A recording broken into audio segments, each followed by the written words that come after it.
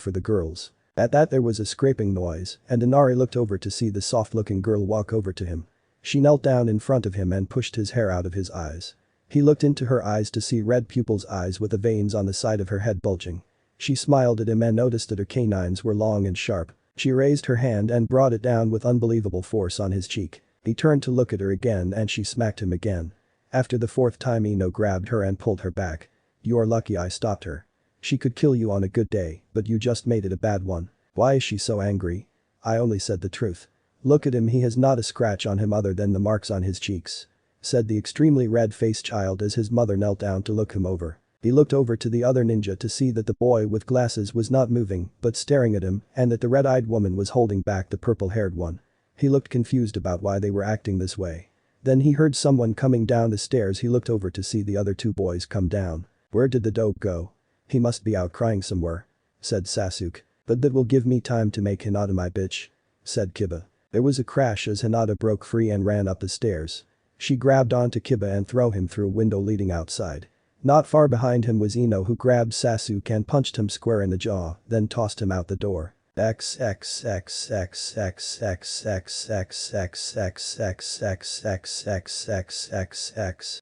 Naruto ran into the woods trying to get as far as he could before he lost control. He made it a few miles before he fell to the ground before a small pond. Looking into the water he saw that his eyes were red, but not the normal red, they had a black slit pupil. His whisker marks had darkened and his canines had grown almost to his chin. The villagers were right, him a monster.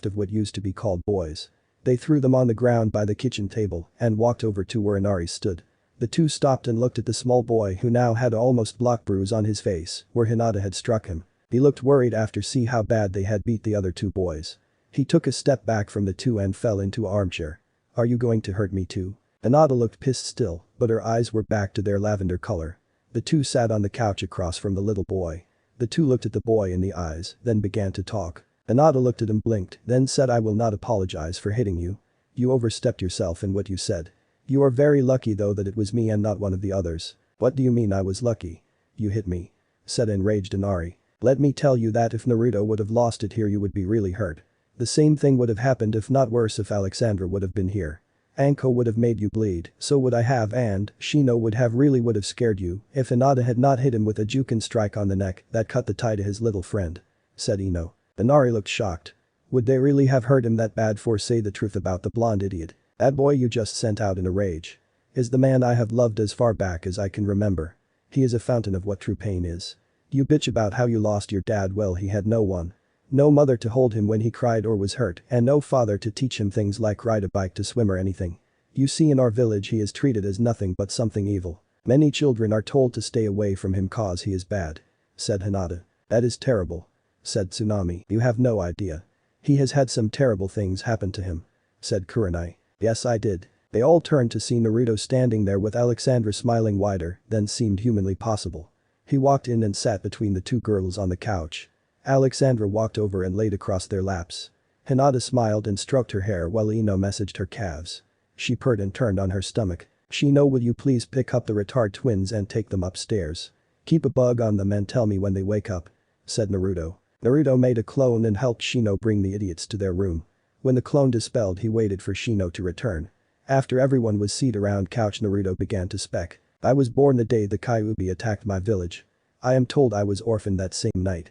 My father dies fighting the so-called beast and my mother was reported to have dies giving birth to me, but the part of the hospital she was in was destroyed and her body never recovered.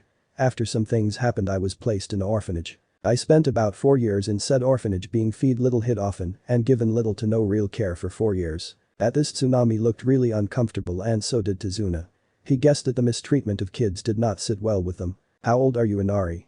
asked Naruto. "I'm going to be 9 in a few months." "Okay. At the age of 5 I was kicked out for defending another little girl there. They threw me on the street and told me to never come back. All I had was the clothes on my back. I lived on the street till I was 7. On the street I was beaten by people, yelled at for nothing, and ate out of garbage cans. I was all alone, not a friend in the world and no one to turn to. On my 7th birthday I was beaten so bad a passing Anbu took me to the hospital where they refused me help so the Anbu threatened them. They took me in and that Anbu went back and told the Hokage, our village leader. When he came to see me they told him I had check out and I was perfectly fine. A day later they found me in an alley, but the bad part was all my bones had healed wrong. They brought me straight to him this time. He took me to the hospital, found the people that left me out and I never saw them again. After that I was given an apartment. The room was silent, they had never heard of something so evil." He looked at Ino and asked for her hand. She gave it to him and he pulled out a kunai. He looked at her and she nodded. He cut her hand then put his hand on the table. I need to show you that I am different than most shinobi. He brought the kunai up and stabbed right through his hand. There was a scream and a gasp from the ones who had not seen what had happened to him earlier. He pulled the kunai out and looked through the hole right at Inari that showed Tsunami and Tazuna. He then brought it up to Inari who was turning green and stuck his finger through it and poked him in the nose. He then closed his hand and told them to count to 20. When they reached 20 he opened his hand and it was healed. They were shocked and amazed. I heal faster than any known ninja in Konoha history. He looked at them then started to talk again. On my 8th birthday I was hurt worse than I ever had physically but I will not tell you about that. I think that is enough.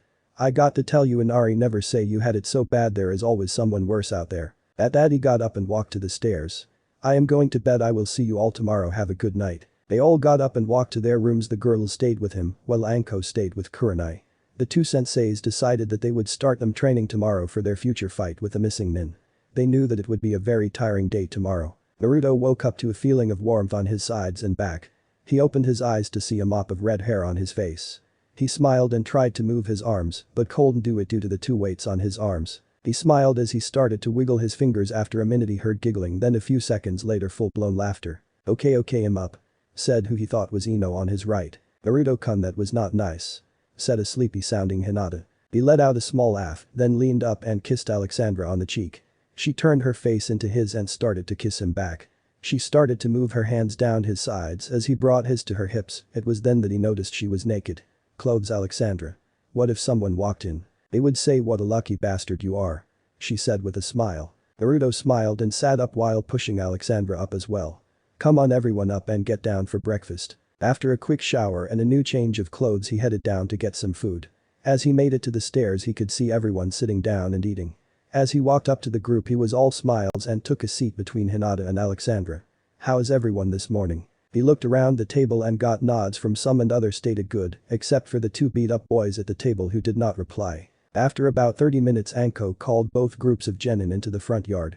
As they formed into their teams on the lawn Anko began to talk. Now that you are all lined up I need to ask what your team can do, Kurenai.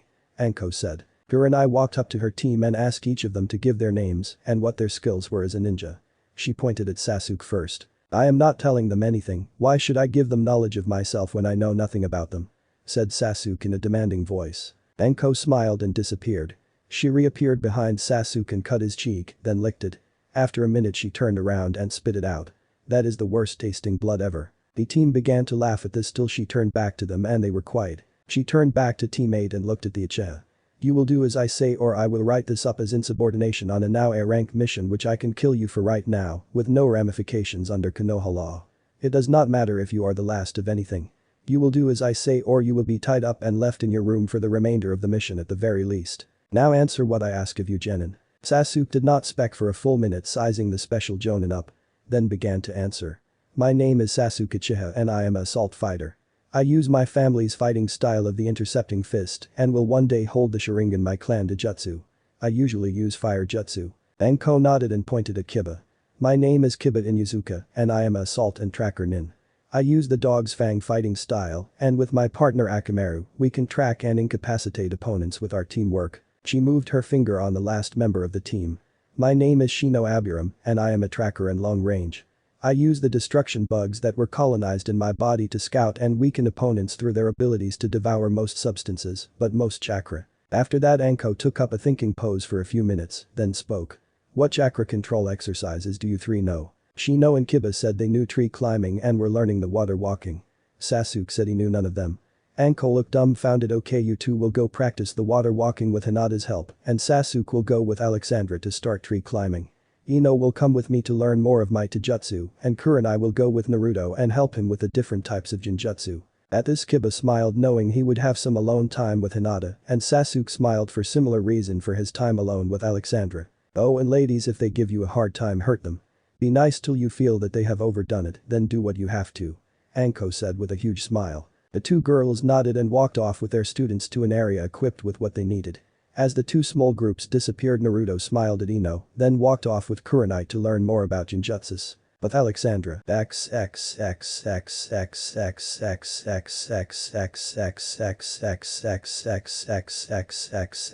they had made it to a small clearing with many large trees. Alexandra stopped and pointed to a tree. You will climb that tree without using your hands. Sasuke looked at her. How do you expect me to do that? You will push chakra into your feet. If you add too much you go flying, too little you fall and go boom. She said smiling. Sasuke got to work and after 20 minutes stopped and walked up to the redhead. Why are you with the dope? You could be with me and be treated as a queen and have anything you want, said Sasuke in a superior tone. What I want is to survive my master and to love him forever. To make him the happiest person in the universe. She said. Why not have me as your master? He does not deserve such a beauty as you. Only I can make you happy. Plus I want you and I always get what I want, even if I have to destroy the dope to get it, said Sasuke in a strong demanding tone. She looked at him for a second then started to laugh. You think you can destroy my master? He would kill you faster than you could blink. He is stronger than any genin and many Chuunin. Plus I love him, I don't even like you. She said with a snicker. That dope will never be stronger than me elite. He is just an idiot who got lucky and got that sword and you as his whore. He probably has no idea how to please you or any woman. But do not worry, I will take it all away from him myself or get the council to do it for me. He said with a snicker of his own. In a second Sasuke was slammed against the tree he had been using. First of all, I am no one's whore and neither are the others. Second, he is smarter than you are by a long shot. Third, he is a man among men. He can do things with his body to mine that I have never seen or heard of. Finally, if I ever think you are going to even hurt my master, I will go out kill your brother and lay him before you. She said, starting with a sneer and ending in a huge smile. She let him go and walked back to the tree she was under. You have been warned. Now get back to work. With Hinata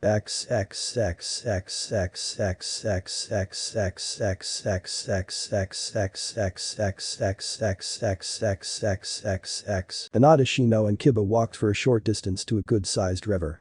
Hinata pointed out across the river. You will meet me over there. She then walked across the water as if she were still on the land. After 30 minutes Shino had made it across and back 11 times. They sat watching Kiba fall into the water over and over again. After another 10 Hinata got up and walked out to him. What you need to do, Kiba, is change the current of the chakra at your feet. It has to move with the water, but also float on it. Kiba just looked at her, not paying attention to what she said. After a minute, Kiba reached his hand out like he was asking for help out of the water. Hinata, being the nice person she was, reached down to help him up when he pulled her down to try for a kiss. When she noticed he was bringing her down farther than needed, she pulled her other hand around and punched him in the jaw, putting as much chakra as she could into it. The result was Kiba laying in the water face down, moving downstream. Hinata walked back to the side of the river, smacking her hands together to get the Kiba off her. She looked down at the dog standing next to Shino. He won't do that again. Don't worry though, he'll either drown or wash up on shore. With Naruto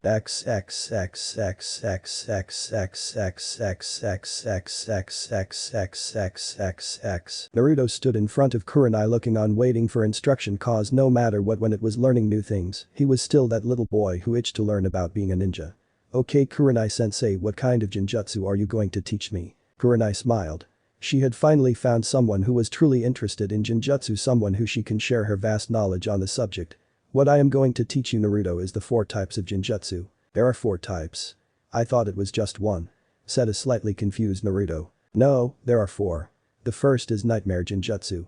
This type is used as a scare tactic, a way of showing what they are truly scared of. This type is not usually used in combat, but when it is used to see how strong the opponent is based on how quick they break it. I think it will be different with you cause yours seem to not be breakable as far as I know. Naruto nodded. The second type is dream genjutsu. Much like the first, it is not used in battle a lot but can be. With dream genjutsu you can show someone their greatest wish, desire, the one thing they want above all else. The most effective way I have found this is to change your image in their mind to fit someone they love or lost. It will be harder for them to attack someone they love. Naruto smiled at that. He thought that dream genjutsu would be more fun for pranks. The third type are called perception genjutsus. These genjutsu are used in combat the most. They are used to change something in the way your opponent perceives things. It could be the movement of a kunai being thrown or even the feel of the wind around them.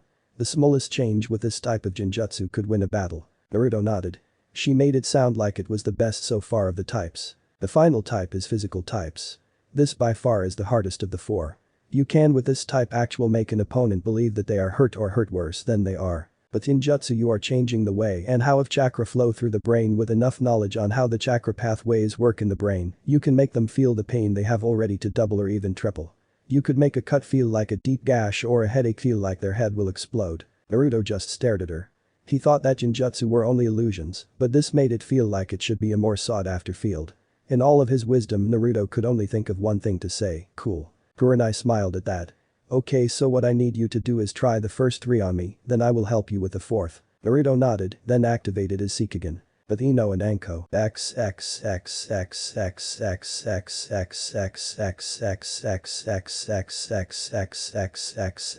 Ino and Anko were sparing with quick intervals of stopping, so Anko could show Ino something new or correct an error made in her form.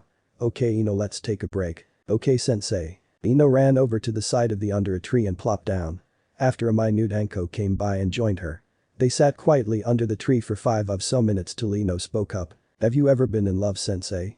She asked. Anko looked over at her student with a sad expression. Once a long time ago. It was more like puppy love really. Who was it sensei? It was my old sensei Orochimaru. Before I found out he was a true evil bastard. She said with a sad tone. It is okay sensei. I understand that in a sense. I thought I was in love with Sasuke until I took a closer look at everything. I found that I was in love with a selfish arrogant little boy with a god complex. When I started to see Naruto really see him I saw some of me and also something else something more. She said with a smile. Anko got a devilish smirk on her face at the mention of her male student. So tell me Ino, how is he? Ino looked off into the distance with a smile on her face and a pink hug on her cheeks. He is the most loving man I have ever met. He holds me to him and I feel like nothing can hurt me. The soft brush of his lips on mine drives me crazy, he makes my body go ablaze with a touch of a finger and a batting of an eye, but the best part about him is he sees me as an equal and that even though during our childhood I used him to make myself feel better, he forgives me. I would do anything anywhere for him if he only hinted at it. Anko was shocked at such a declaration. She had never heard of a man being so passionate, caring and so forgiving. Do you love him? Ino looked at her sensei and smiled. I do more than anything. If something were to happen to him I would die. Anko nodded and looked out towards the sun. She was wondering what it felt like to be loved, to be held in the embrace of someone that loved you for you and not just the way you looked. Sensei. Yes Ino. She said still staring off. You do know that he loves you right? That Naruto wants you. Said Ino while watching her sensei's expressions. Anko looked over to the blonde with a weird expression. Why would he love the snake whore of Konoha? Why would a man with 3 beautiful women want a whore to be with? She asked with a straight face. I do not believe you a whore sensei, you just like to act the part. I don't believe Naruto thinks so either. For the why I do not know ask him. She said with a smile. They sat there for another few minutes, then Anko got up. Okay, time to continue. 4 days later.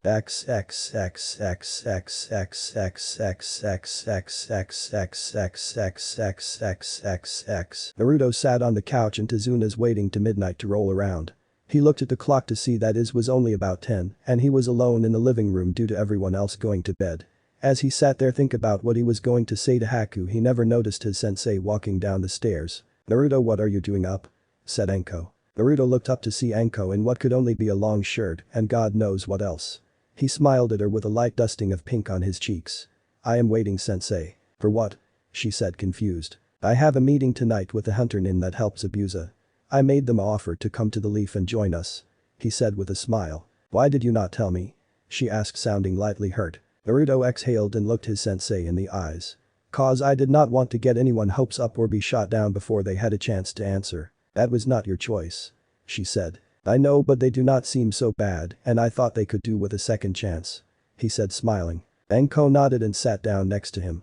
After a few minutes Naruto got up and walked up to the door.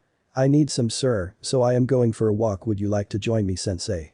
He said looking back and reaching his hand out with a smile. Anko looked up to his hand then to his face and into his eyes that twinkled with such life. She reached out her hand and when they touched she felt warm. It was a sensation she had never felt in her life. As she stood up she kept a hold on his hand. As they walked out the door into the night air, Anko felt a new feeling than she ever had. She felt more alive, more free. They walked a little ways to a tree by the waterfront. When they reached it Naruto sat down and Anko sat next to him. Ino says you're in love with me. Naruto looked into Anko's eyes at this and smiled. Shush, right I am. Anko looked into his crystal blue orbs looking for any weakness in that statement and was truly shocked to find none. How can you love me? You know who my old sensei was. So who cares, you know I hold the Kyuubi yet you do not turn away or say or do anything about it. I love you because you are smart, funny and treat me well. You are the first person that from the get-go treat me like you do any other person. Not even Iruka did that. I love you Anko cause we both know what it's like to be hurt by those we are meant to protect. Anko looked at him for a second, then looked away out to the water. What about your other girls? What will they say? They know already.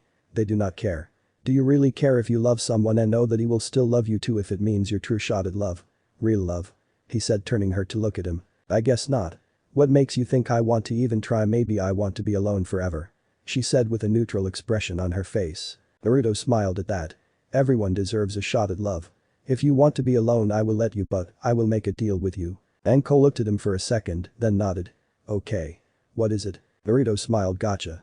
I was told by the girls that they knew I was their one the first time I kissed them, cause they said it felt like their hearts were going to explode. If you don't feel that when I kiss you I will never bring it up again, okay? I swear on my Nindo. Anko looked at him, just looking into his eyes. Fine, but it will mean nothing. Naruto leaned in and pressed his lips to hers. He put all his feelings into everything he felt for her. After a minute he pulled back and stared into her open eyes. So? He said. Sorry, nothing. She said with a neutral face. Naruto stood up and nodded. I got to go meet Haku. I will see you later, sensei. He turned and walked away, and as he did he let a single tear slide down his cheek. What he did not realize was that if he had turned around he would have seen his sensei curled up in a ball crying her eyes out. As he disappeared into the woods he never heard her. God, I am in love with him. I cannot get involved with him, it will only cause him more pain. In the forest behind Tazuna's house. Haku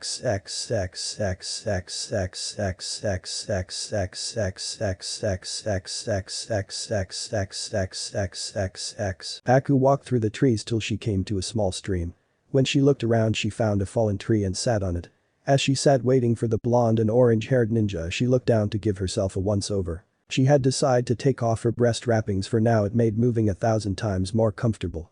Haku looked down to see how she filled out the beautiful pink kimono with the sky blue sandals she was wearing. She had decided to let her hair down and not wrap it up like she always did. Why am I dressing up? Is it because he said he wanted me to? God, what is wrong with me? She sat there waiting when she heard a slight melody flow through the forest on the wind. Look up Luja's song from Pokemon. She sat there and listened as it flowed to her. It was so sad but then more uplifting as it continued. After another few minutes she stood to find where it was coming from. As she walked through the woods following the stream listening to the music as it came to a sadder theme, she started to think of her past, the pain she felt and knew, and as it became louder and more upbeat, she thought of her time with Zabuza and smiled. As she came to a clearing she saw a tree that hung over the stream, and as she looked up, she saw a figure sitting in the tree with his back against the trunk. The moon was behind the figure, making the outline more vivid and even gave amazing beauty to the person. As the music began to crescendo the moonlight hit the stream and sent a glow to all the water particles in the air, giving off a true show of fantasy and magic to the scene. The music stopped and the figure's head turned to stare at her. Haku gazed at the person and wondered what kind of person could play something so beautiful. Who are you? She said out loud without realizing it. The figure moved its arm across its face, wiping away what she thought were tears. Then in a swirl leaves he disappear and she felt an arm wrap around her waist. The arm pulled her back into a strong body. She just stayed against a man for a minute, feeling a warmth she had not felt since her mother's death. She felt safe. Hello, Haku-chan. Haku jumped out of the stranger's arms, recognizing the voice of Naruto. Naruto-kun, you scared me. Still kun, huh? Thought Naruto with a smile. Did you like the music? You're the first person to hear it. He said with a smile. What was the instrument you were playing? It sounded so beautiful. Asked Haku. Naruto pulled from his pocket what looked to be a lumpy orange potato. It's ocarina. I got it when I was 4 from my Jiji-san. She walked up and touched his cheek, feeling the warmth wash from her hands down. Why was it so sad? What happened? Cause much like yours my life was a true evil deed till recently. Anko sat under the tree as she heard Naruto walk away, still crying. God, I am in love with him. I cannot get involved with him, it will only cause him more pain. You lie. Said a voice to her right. Anko looked up and over to see Alexandra standing there looking at her. I am not. He will only know pain if he is with me. Said a red-eyed Anko. I was not talking about that part, but that is not true either. You do not love him. Alexandra said in a demanding tone. Anko stood and stomped over to her. I do love him more than I thought I could love anything or one. She said in a shout. If you really loved him you would not hide from this feeling. You would tell him no, you would scream it. Cause that is what love is, an emotion that cannot be contained. Alexandra said smiling. You don't get it. I am the snake whore of Konoha, I am considered the lowest of the low and the worst of the worst. If we were together she started. He would still be Naruto Uzumaki Jinchuriki of the Kyuubi. Considered the greatest prankster of all time and wielder of the Dijutsu the Shikigin, but all that mattered to him only second to us, including you. She said. Anko looked off for a second, staring out over the trees. Would you like to know the name of the first person Naruto ever loved in a romantic way? Asked Alexandra. Anko looked over and said, wasn't it that Sakura girl? Alexandra smiled. No, it was not her. He stayed around her for other reason. The name of the woman was Snake. Anko stiffened at that. As in the Anbu member Snake. Yes sir. You see, she has saved Naruto countless times more than any other agent. She was the one who killed every single assassin and person who tried to hurt Naruto during her shifts. To Naruto there was no other, she was his one and only. Anko looked at the woman in front of her like she was mad. How do you know he loved her? She asked confused. He talked about her a lot. It was cute, he would save money up and buy her presents. He would leave them on his windowsill with a note saying to Snake, and every morning he would wake up with them gone. She said smiling. Anko had a smile on her face and was looking out into the dark sky at the moon. She seems like a nice person. Yes she is. I was wondering, did you keep them all? Alexandra asked. Yes. I keep them in a safe in my apartment. They are my treasures, and Anko said, then stopped and looked at her. Did you know the snake mask has only been given twice? It was first given to Orochimaru, then given to his only apprentice. Alexandra said with a sly smile. Does he know? Asked Anko. What, that the first woman he loved ever and has finally found out she loves him back lied to him and rejected his love? No. If he did, he might want to die again. You remember that, right, holding his dying body in your hands? Alexandra said, looking at her. Anko let some tears begin to flow down her cheek. If he would have died that day, I would have killed myself. You know, out of all of us you are the luckiest. Alexandra said. How so? Said Anko, confused. He has fallen in love with you twice. If you told him about, you just imagine. So the chances are he loves you more than most of us. Said Alexandra, sounding slightly jealous. Anko stood there ready to cry. She fell to her knees, realizing that she was loved so much. When he comes back tonight, you need to tell him how you feel. If you do not, I will ask the Hokage to switch the team out, cause to see you so often and not be with you will hurt him so bad, and if you fight me about it, after I give you this chance, I will kill you. So think hard about this. Said Alexandra as she walked away. Anko looked up at the moon and came to a decision. I am going to tell him the truth. Haku and Naruto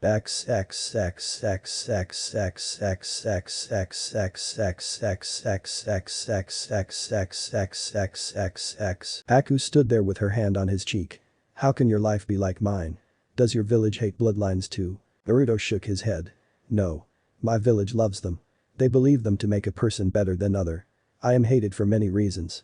I am considered the village wiping boy. Haku stood there continuing to stroke his cheek. Every time she would pull it back, it felt like the warmth in her would go with it.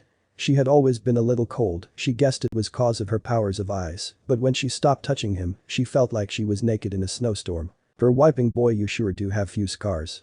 She said, still stroking his cheek. Naruto flinched lightly at that.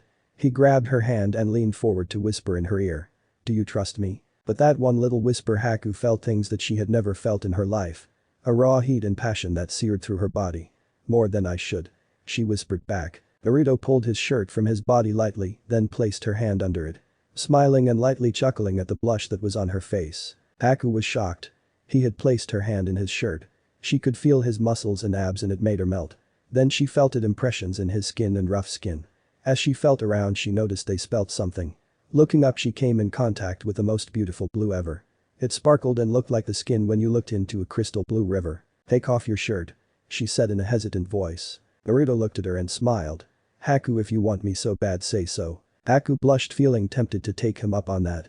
She steeled herself and said it again. Take off the shirt. Naruto smiled and reached down to the hem of his shirt. As he started to lift it, Haku saw it. There was writing on his skin. No, not writing, it was a branding. His chest was covered in scars and the branding. She reached her hand out to touch it but stopped inches away. Naruto grabbed his outstretched hand and placed it on his chest. It does not hurt. Most of these are old. Haku stared into his eyes as her hand roamed his body. She looked down to see it all and nearly cried. How? She murmured out. How what? He asked. How can you still be alive and sane with all this? She asked as a single tear came from her eye. Naruto raised his hand and brushed the tear from her cheek. He smiled. You cry for me, why? She looked up into his eyes. Cause no one should know this much pain. Naruto bent down and kissed her on the lips. He just stood there with his lips pressed to her. Naruto leaned back looking at Haku with her eyes still closed in a dreamy state. Haku was in a whole new world. She had never felt anything like that in her 15 years of life. Her world was spinning and her body was going supernova. She opened her eyes to see the face of the man she had kissed and turned dark red. Naruto laughed. Can I put my shirt on now, or do you want me to take off more? Never in her life did Haku have to fight herself so hard in a choice to make.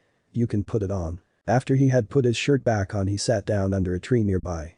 He looked up at Haku with a smile. "Did you talk to your master and his friend about my offer?" he asked. Haku looked at him for a second then answered. "Yes, I did. Zabuza says he is not sure if he can trust you, well Kagran has said no. That is too bad for Kagran. Tell him that as long as he leaves my team and the village, I will not hunt him.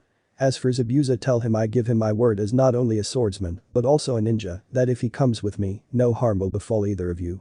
That you could become ninja of our village and not worry about hunter nins, but also have a chance at a normal life and love," he said as he grabbed Haku's hand. Haku stared into his eyes, seeing the truth behind his words. "What will happen to Zabuza and your village?"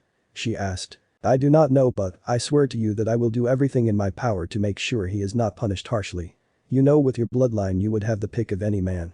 You would be treated like a goddess," he said with a smile. Haku stared at him for a minute, taking in what he said. "I do not want the pick of the men. I just want to have a safe place for me and Zabuza-sama to call home and to get away from the hunter nins. If you can do that, I will convince Zabuza to do this," she said. "I can do that," he said. Haku stood up and nodded. "Then I will see you tomorrow, Naruto-kun." Naruto stood up and walked in front of Haku, smiling. "When this is all over, Haku, would you like to go out?" Haku turned dark red. "You mean a date?"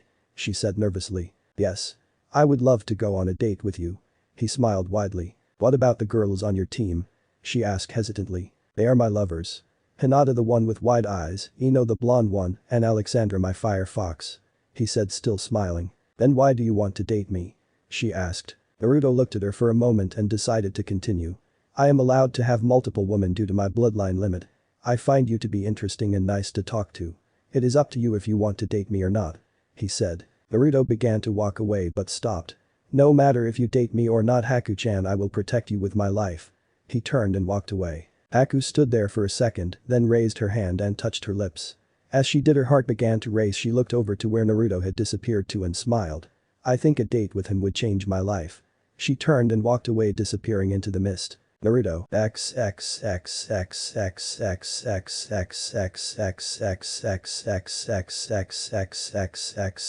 Naruto stood outside the house of the bridge builder, not wanting to go in. He was feeling hurt and pain from what had happened with Anko earlier. As he stood there quietly, he never saw the person appear behind him or the kunai they placed at his back. Your emotions make you easy to sneak up on Naruto. Turning around, he came face to face with Snake. He said with a blush on his face. The Anbu agent stood there in full attire, staring at the young man. "Hello, Naruto. I have come to talk to you," said the member of the elite fighting force. "What about?" he said, sounding kind of nervous. "Myself and you," she said, sounding seductive. "Well, what about us?" he said, turning a dark shade of red. "I came to tell you that I love you too," she said as she raised her hand and stroked his whiskers. "Huh?" he said, confused. He did not remember ever telling Snake that he loved her, even if he did. Snake reached up and grabbed her mask. She slowly pushed it to the side to ravel Anko. He said, breath taken away from him. She smiled and had a few tears going down her face. She grabbed him and brought him into a kiss of true passion. She held him there as they both let tears fall from their eyes. As Anko pulled away, she smiled, still crying. "I lied. I felt everything when you kissed me and still do. I was afraid to love you. Now after a talk with a friend, I know where I belong. In your arms." Naruto cried and fell to his knees. He hugged her around the waist tighter than would seem possible. "Thank you, Kami-sama. I thought I was going to die when you said you felt nothing." Anko went to her knees and started to hug him back. "Never again. I swear never to make you hurt cause of me again." They sat there and hugged one another for what seemed like hours. "Anko, we need to go in and rest, we have a big day tomorrow." Anko nodded and they both stood up. As they were walking in, Anko stopped him. "Will you mark me?" she asked with hopeful eyes. Naruto looked into her eyes and smiled. "Tomorrow after the battle I will. I promise. I am drained from training and staying up, so tomorrow, okay?" he said with a smile. She nodded and they walked into the house. Then up the stair to his room with the girls. When he entered, he noticed that they were sprawled all out on the bed. Hinata was in the middle with Ino's legs crossed over her stomach and Alexandra was draped over her feet. Naruto smiled and walked over to the small chair, took off his sandals and sat down. "You could go sleep with Kurenai if you want," he said. Anko shook her head and walked up to him. She smiled as she bent down and took off her sandals. Standing up straight, smiled and sat down in his lap. "I'll sleep here." "That's fine, good night," he said as he wrapped his arms around her, leaning his head into the crook of her neck. Anko leaned into him, wrapping her arms around his neck and placed her head on his. As she sat there, she felt him fall asleep and smiled. "This I can get used to," was her last thought as she drifted off into a dreamland filled with just her and Naruto moments.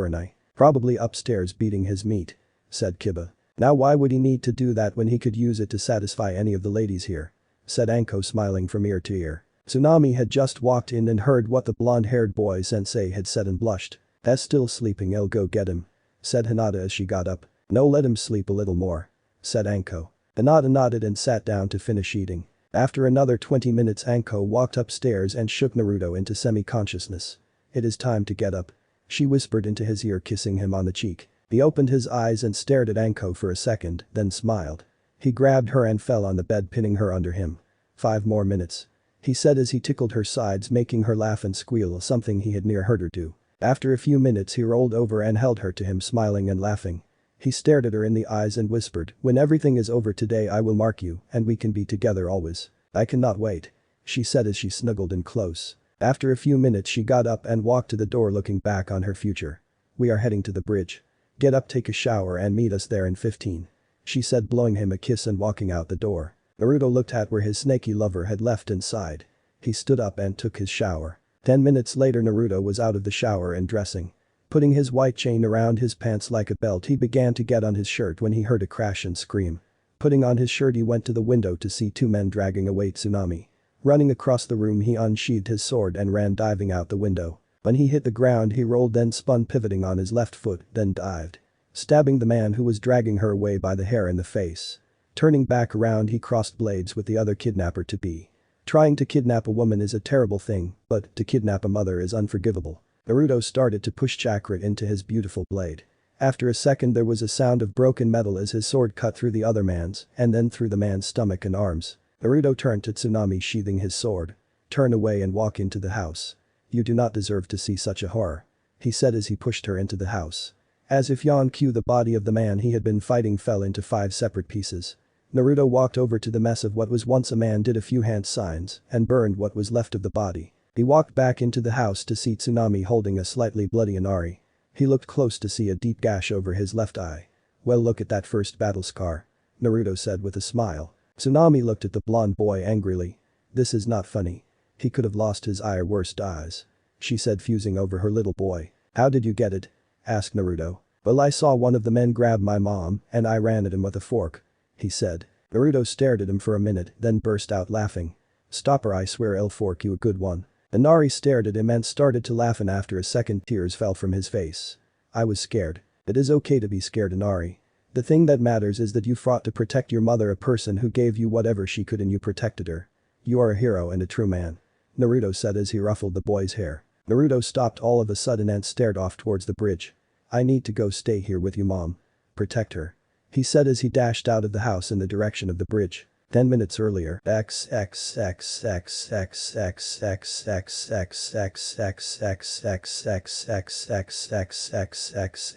two teams plus Azuna had made it to the bridge to see it covered in mist. After a few seconds it started to clear lightly in the center and 2 silhouettes appeared out of it. Anko looked closely to see the outline to be of Zabuza, which he could be easily discerned by the huge sword he had propped up on his shoulder, and the other seemed to be his accomplice. As they came into full view the partner spoke up. "Where is Naruto-kun?" Anko raised an eyebrow at that and started to laugh. "He is a busy bee, is he not?" she said, looking over to her soon-to-be sisters in the Naruto circle of love. Out of nowhere the accomplice threw up her hand, catching a kunai in between her thumb and middle finger. Anko looked over to see the Uchiha racing towards the pair with kunais in hand. "They'll defeat you both and show that dope who is the top here," said the Uchiha. "Uchiha, stop, that is an order," yelled Anko. Sasuke stopped and looked back. "Why, they are the enemy. I plan on killing them and taking that sword of his," he said, sounding greedy. "They might have decided to take up Naruto's offer," Anko said, cursing herself for not asking last night or this morning if the two had or not. "The dobe made them an offer. It does not matter, it'll get that sword one way or another," he said, taking off right back towards the two. As he was about to reach them there was a swish and a clunk. As Anko looked on she prayed that the demon of the mist had killed the arrogant prick. Looking down she noticed that Zabuza had used the back end of his sword and knocked the Uchiha out with a solid hit to the temple. "Damn. Thought I could chalk his death up to being an idiot." She sighed and looked at the 2 nins across from her. Zabuza stepped forward and spoke. "We decided to take the deal. It was too good to pass up and I am tired of the running. As he finished what he said there was a sound of clapping as the mist cleared up. There at the end of the bridge was a short fat man in a black suit holding a cane. So you tried to double-cross me. Not very smart idea. I'm not worried though, I was going to kill you and take you little girl and make her my plaything till I got tired over her. Now I see you have shown me all these beautiful new playthings too. Some even hold bloodlines as I can see. I wonder what Kumo would give for unbranded Hyuga. Well find out. Said the fat man. As if out of nowhere groups of men started to appear behind the fat man. They were carrying weapons, everything from spears to clubs. They were thugs, there was no other way to describe them. Give up now and I might just let all the men and boys go and keep the women as my slaves. Said Gato. At that there was laughing. Gato looked over at the group to see the small group of women laughing. Then a tall redhead stepped forward. You have no idea what you have done, do you? She asked. What are you talking about? I have told you that you will all be my personal toys. He said a little confused. When he said that the laughing grew louder as four of the women looked ready to bust a gut. What are you laughing at? In a few moments you girls will be my toys that I will use till you cannot be used anymore. Stop, you're killing me. Screamed Anko as she fell to the ground. The other team, Zabuza and Gato, stared at them like they were mad. Then Haku started to giggle and after a minute was laughing as hard as them. Zabuza looked at his longtime partner. Haku, are you okay? Haku looked up at her mentor and wiped a tear from her eye. I do not know why Zabuza-sama, but I find it funny when he says that. It's funny. Said the tall redhead, because just for saying that my master is going to make you feel more pain than humanly possible. But what is funniest of all is that for what you said about Hinata's eyes, he is going to carve yours out and hand them to her. She said, chuckling. How do you know that? Where is this big strong master of yours? Said Gato. Here. Said a voice from behind him. Turning around, all Gato saw was two orbs, one white with red in the center, the other red with white in the center. Then he fell to the ground and screamed. Naruto walked over to his group of girls smiling, carrying Gato on his shoulder. He placed the man down, smiling at his ladies. Oh wait, you said something about eyes. He said, bending down, pulling out a kunai. After a few seconds of screaming, Naruto stood back up and walked over to Hinata with his blood-covered hands extended. Hinata held out her hand and Naruto dropped a pair of eyes in them. Hinata smiled as she looked down on the first gift Naruto gave her. A part of her felt weird by the gift while another was telling her that it was sweet. She tucked them away in her pouch for safekeeping. Naruto smiled, then kissed her cheek and turned to see Kiba run to the side of the bridge where he began to throw up all his breakfast. Zabuza looked over to the boy who was throwing up to the one wiping off his hands from carving out of the fat man's eyes. Note to self, never threatening that kid's ladies ever. Haku just stared at that and felt weird. I want a pair of eyes from Naruto too. She did not realize that was going through the minds of all the girls, in turn also the fact that he had done it with a smile. Naruto turned around to stare at the large group of thugs. Who's next? He said with a smile. The thugs looked around then charged forward. Hinata, stay with Tazuna, you have the best defense. Kiba to the in front of Hinata in case they get past us. Shino, I need you to guard other side of the bridge in case they try to surround us. Everyone else kill or be killed. Anko said. The rest of the group took off, leaving Hinata to guard not only Tazuna but also the unconscious Ichigo. Naruto was smiling as he cut through thugs left and right, having a ball.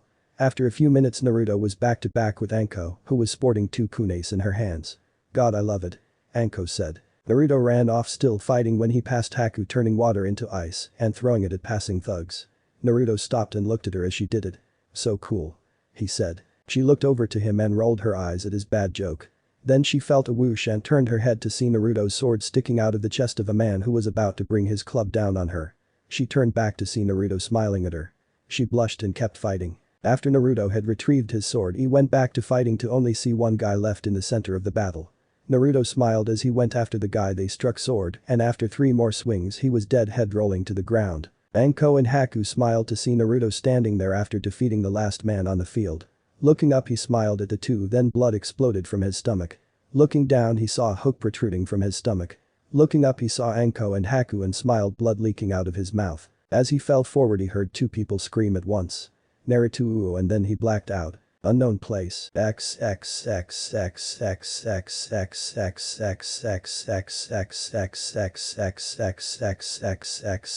Naruto awoke to white.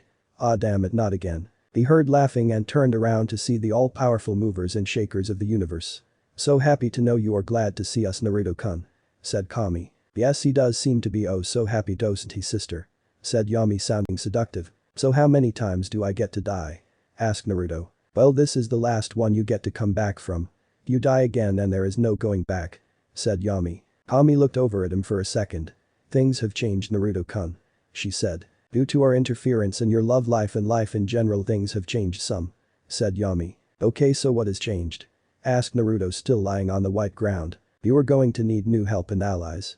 The villains we have sent you after have changed or become even more powerful. Said Kami. Won't giving me this information change things again? He asked. No, these changes will not change much in this line of events. Small things will change like numbers, letters, time limits, and sexes. Said Yami. Don't tell me I am going to go back a chick or that all my lovely ladies will be dudes. He said. Yami sneered. We could do that if you like. She said, raising her hands. Naruto jumped up and covered his goodies. No thank you. Kami laughed. Naruto, you are going to have some hard time thrust on you when you return to Konoha. Things will happen that will hurt you more than anything you have felt in your life. You will need protection and also ally that will know your enemy. Naruto looked at her for a moment. Am I getting more women? He asked. We could make them men. Said Yami, smiling. No. No. No. Women are fine. How many? He asked. You sound sad, Naruto. Most men would die to have as many beautiful and powerful women as you. Said Kami. I am not sad at that, I worry that I am not fair enough to them. He said. What do you mean? Said Yami. I worry that I do not have enough time for them all and that I cannot give each other them the individual time they need with me. He said, head downcast. Use shadow clones. It's the same, she never finished. No, it is not. I want to give myself to them, not some copy. They love me, not a clone, and they deserve their time with me. He said. You know, Naruto, I have been around since the dawn of man. Known and punished every evil sin there is as well as seen every kind of good deed, but never have I seen a man with so many women not care about his own needs over his women's or not take the easy way out of dealing with said women. Said Yami, staring into his big blue eyes. She walked over to him and placed her palm against his cheek, staring into his eyes further. You are truly a one-of-a-kind work of perfection. She said while leaning and kissing him on the lips. Yami moved forward, smiling at her sister's actions. Okay, stop with the physical, we have things to talk about. Yami pulled away, smiling, showing her pointy teeth. You are right. We are adding two ladies to your love nest, as it were. They both will be without a doubt monumental to your life and continued well-being. Said Kami. The first will be a woman of nature. Wild and free. With her help and assistance you will seal the safety of your clan in the village. You will offer her the chance at your taijutsu and she will choose herself over others. Said Yami. Kami then looked him straight in the eye. The last will say things to you that will make you laugh. She will be hard of skin but soft of heart. You will share a passion of sound and she will betray her life's mission just to see you smile. She will push away but make sure to always move closer. She said. Naruto looked at the two, confused but nodded. Okay, so I got a wild woman and a funny one. There is also my fish swimmer. Okay, so 5 down, 3 to go. The girls are going to be pissed. It is time to send you back, Naruto-kun. Said Kami as she walked forward. Wait, what about the allies you talked about? He asked, starting to feel drowsy. Be yourself and they will come to you. Fight for them and they will be yours. Said Yami. Kami walked up to him and grabbed his shoulders. I may be the shy half but does not mean I like to be outdone.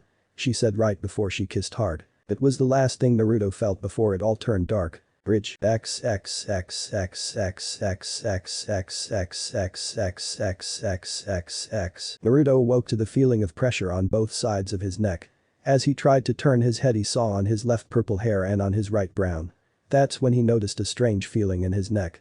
Shit. Naruto's eyes turned red and he turned to the right and bit down on Haku's neck, feeling the chakra being pulled from him into the bite. He marveled as he licked her skin to taste what he thought was berries. After a moment he released her to see a large snowflake that went from her shoulder over her ex-car and down into her shirt. He then turned to Anko and bit down, but unlike another of the marks he had given, he pushed chakra into it. He flicked his tongue out to taste what he thought was maple. After a full minute he pulled back and saw the tattoo. It was a little bigger than Hinata's was but not by much.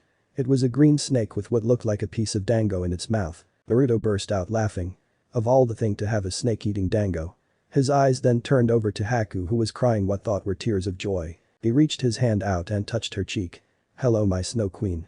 So you decided to join my family. Her tears touched his hand and he smiled. He turned next to Anko, who was still crying.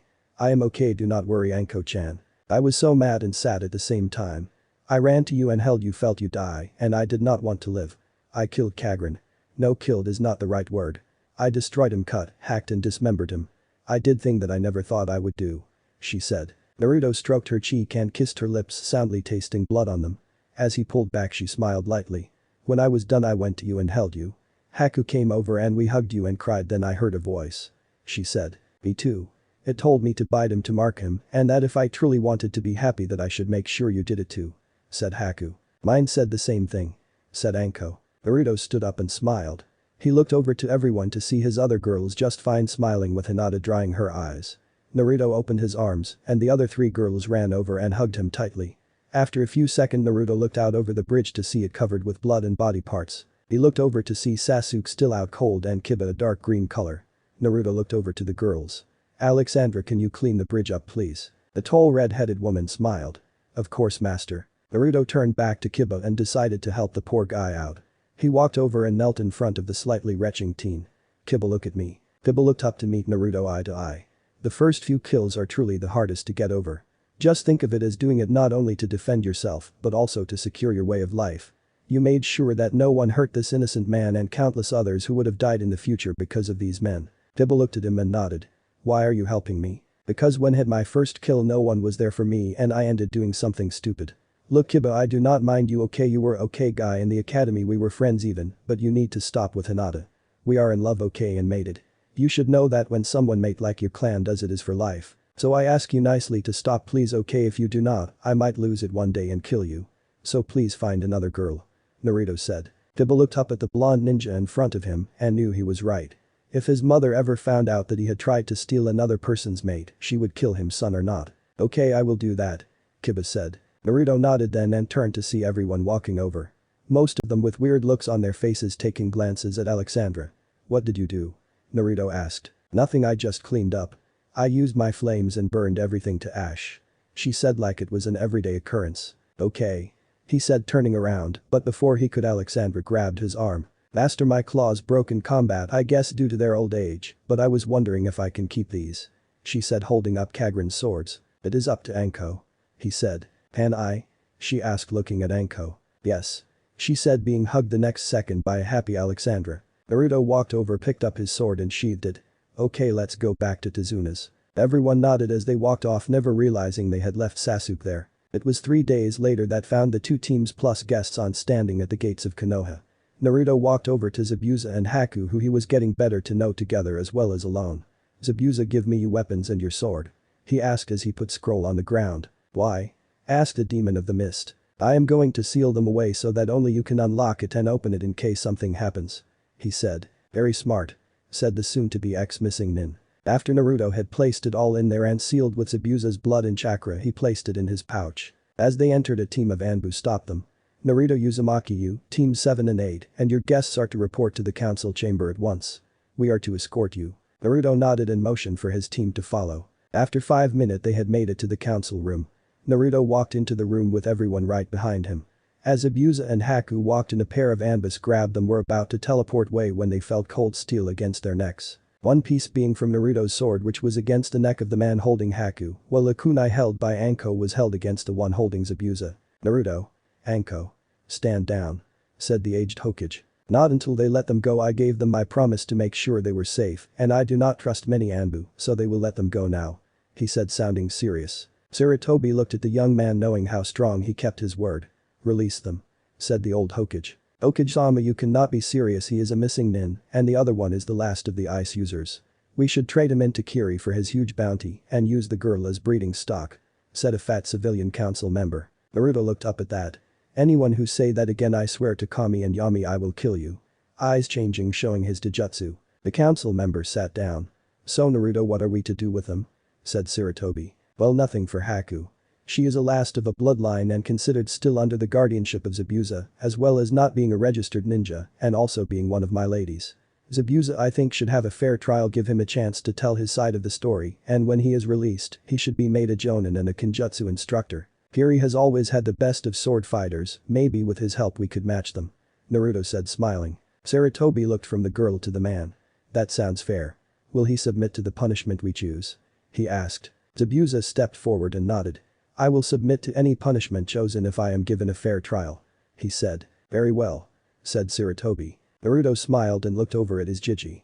So that's it, right, we can go? No Naruto, I need to tell you some, but I will ask that everyone go except for 2 people of your choice. He said. Naruto nodded and turned around. You guys go back to the apartment, show Zabuza and Haku, and get some food. When this is done I will get home fast and tell you all about it. I want Alexandra and Anko to stay." When the room was emptied of the others, Naruto turned to the Hokage. "So what's up, old man?" "Naruto, we have decided to tell you and release your heritage to the public," said the old Hokage. Naruto looked at the old man for a second, questionable, then spoke. "Why now? Do not get me wrong, I want to know so badly. What is so important that you need to tell me now?" "Because Naruto, your mother and sister are coming here for the Chuunin exams," he said. Naruto just stared off into nothing. Alexandra walked up behind him and held him. "You told me she was dead." "Naruto, it's that. You said she was dead. You lied to my Gigi and now I find out I have a sister too," he said, not raising his voice one bit. Anko went to his side and grasped his hand. "Naruto, I had no choice," your mother said. "So I really am hated by my family, abandoned cause of something so stupid as a man sealing a demon inside me," Naruto said, his bangs covering his eyes. "Naruto, she had no choice. As the head of her clan she was ordered by the Uzumaki council to leave you here and take your sister back," said the Hokage. "She was clan head and they ordered her to leave me. That is a load of shit. As clan head she has a right to her children. She made a choice to abandon her son to take her daughter somewhere else. She chose to leave me alone when she got to go off a be with family." He screamed the last part. "Naruto, the elders of the clan have decided to take you in and make you the clan heir due to you being the first," he said. "I am not joining their clan," he said quietly. "But why not? This is a chance for you to be with your family," asked the Hokage. "Have you been keeping in touch with her this whole time, Gigi?" asked Naruto. "Yes." "Why? Did they just invite me to join their clan?" he asked. "No, they said that they had rethought their decision and felt they had made a wrong one," he said. "Did you happen to mention that I had a genjutsu at any time?" he said, shaking. "Yes, right after it activated. They want my eyes, that is all they care for. Damn the demon brat, but the chance to have a bloodline is worth the mixing." He said this with his eyes darting to a civilian council member. Naruto looked up at the Hokage, the only man he had trust all the life, and turned his head. "I give up the name Uzumaki here and now." The Hokage was shocked. Naruto had always been proud of his name all his life and he had just given it up. "Naruto, there is more." Naruto looked up, not sure he could take more. He was hurt so bad, if it wasn't for Anko and Alexandra he might have lost it. "What is it, Hokage-sama?" Sarutobi winced at that. Naruto had never called him that ever. It broke the old man's heart to hear the faith that the boy had lost in him. "You are to take your father name as is your sister when she arrives." Naruto looked at the old man for a minute. "And what would that be, Hokage-sama?" "Namikaze," he said. Anko stiffened at that. "You mean?" she said. "Yes," said the old man. "Is that name supposed to mean something to me?" said Naruto. "Arashi Namikaze is the name of your father, Naruto. He went by many titles, but you know him best as the fourth." Naruto stood there staring at the aged Hokage. Anko and Alexandra were holding him, trying to watch for any signs that he might go nuts. Naruto turned and started to walk out. "Come on, let's go home," he said to his two ladies. "Naruto, wait," said the Hokage. "No.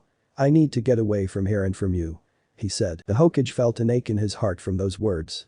"We need you to sign something, give you your inheritance, and talk about what taking his name means." Naruto grabbed a seat and sat down with Alexandra sitting on his lap and Anko sitting next to him, hands still clasped together.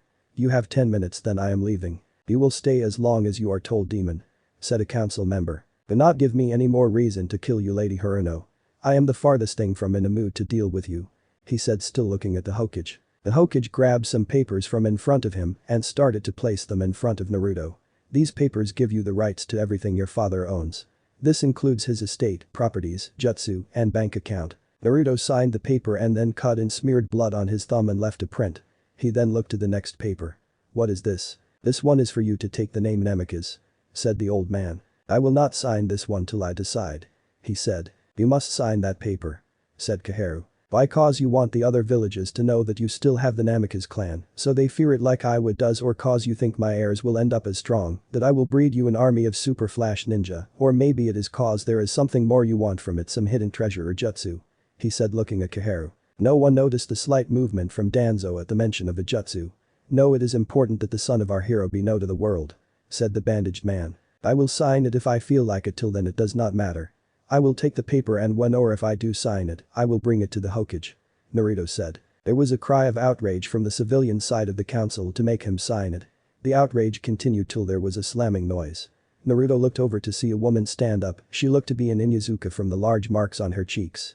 Her hair was short and spiky, much like his, but brown. Her eyes were intimidating. They were a thin slit like his pupils in Sekigin when it was activated. He deserves to choose for himself. Today he has learned such painful things and must feel so hurt and pained. If it was anyone they would need time to gather their thoughts and feelings. She said, then sat down. The Hokage nodded to her in thanks. Very well, Naruto. He then handed him a scroll. And that are the rest of your inheritance and some things from your father. It has a special blood and chakra seal on it, so only you can open it. Naruto grabbed a scroll and handed it to Anko to put away. Okay, so what happens if I take the name? The Hokage sighed. If you should take the name, there would be good and bad things from it. The good in that is the last male you fall under the Clan Restoration Act. It will make you have so many women easier to understand and more accepted. There is also the clan seat you will receive. The bad to it is when Iwa finds out, they will most likely hunt you down. There will be an unbelievable bounty on you. It is also that the council will set minimum number of women you must marry by a certain time, if not they can choose for you. Said the Hokage. How many? Asked Naruto, hopping that 8 was an overshot and not too little. We decided before you got here that 7 will be the number. Said the Hokage. Naruto smiled at that. How long do I have till I must marry them all? You have until your 16th birthday. You will also be required to have at least one child by the time you are 15. He said. Anyone who I chose will be under my clan protection. If something should happen to them under my care by this village, I will pack my clan and leave here, taking everything that is mine and theirs with me. Once I have named them my fiancé, they are considered protected by me. He said in a demanding tone. That is acceptable. Said the aged Hokage. Anything else I need to know? He said, ready to stand up and leave. Yes, Naruto, there is. Your mother and her team, including your sister, will be coming in tomorrow, being escorted by your godfather and a small contingent of guards. They have asked me to set up a. I do not want to see them. Naruto said. Naruto, they have asked to be allowed to see you. They want to talk to you and to tell you their offer about joining the Uzumaki clan. You need to talk to your mother, her. I have no mother, Hokage-sama. All she is to me is the woman who gave birth to me then left. He said evenly. Naruto, no matter what you say, she is your mother and she deserves to. She deserves nothing from me. Said Naruto, finally letting a little of his rage go. Naruto, be reasonable. Said the aged man. Is there anything else? He asked, getting up. Yes. Your godfather Jiraiya, one of the Sannin and my student, wishes to train you. Said the Hokage. Has he trained my sister? Asked Naruto. Yes. He has trained her in some of your father's techniques among other things. He said. Then no thank you. Naruto said. Naruto, don't pass up this opportunity. He can teach you many things. Said the Hokage. I do not want to be taught by a man like him, and when he asks why I said no, tell him because he failed me and his prized student. Said Naruto, turning and walking towards the door. Naruto, this is foolish, do not do this. Said the old Hokage. I did not do this. They ignored me for 12 years and now I will ignore them. He said, reaching for the door. Your mother might not be able to defend herself, but Jiraiya was doing important things for the village. Gathering information on enemies of Konoha. He said, trying to defend his student. Naruto laughed at that. It is funny that it was so important, yet he had time to train my sister. To most likely stop by and see them, to hug her and tell her about her father. Yet I got nothing. I got to sit in a village and hear people tell me my father died running and screaming like a girl away from the Kyuubi, and that my mother was a whore who would spread them for a nickel. I got to cry, fend, and scream to no one but me. Then Naruto ripped his shirt open, showing all the scars and the words on his chest, making some of the council vomit and others just turned pale. I got beaten and bruised on a daily basis, and on my birthday I got the words I will never forget. Pointing at his brandings. Naruto then turned back to the door, opening them. Yet through it all he was too busy gathering information. I will only say this once, Hokage-sama, keep them away from me, all 3 of them, and if they push me too far I will fight back. They are no family of mine. Naruto turned and walked out. The council was in awe at what the boy had said and showed them. As the Hokage turned back to face the council, there was a pop. Looking over, they see Naruto standing next to the Inuzuka council member. The boss says that he would like you to come to his apartment tonight. If you would like, he would like to talk to you. The Inuzuka looked at the clone for a minute, then nodded. The clone smiled and dispelled. Back at Naruto's apartment. The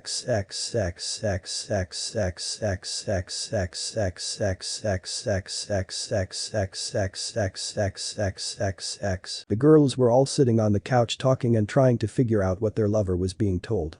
Zabuza was sitting in a chair dosing, waiting to hear when his trail would be. The girls kept talking till they felt a chill go up their spines and they unconsciously were messaging their marks. Hinata was the first one to say something about it. Something is wrong. I feel sad and in a rage. After all 3 of them agreed that something bad had happened, they decided to wait for their love to come home. After a few minutes there was an eruption of fire, then it cleared, showing Naruto being held up by Alexandra and Anko. We need to get him to a bed.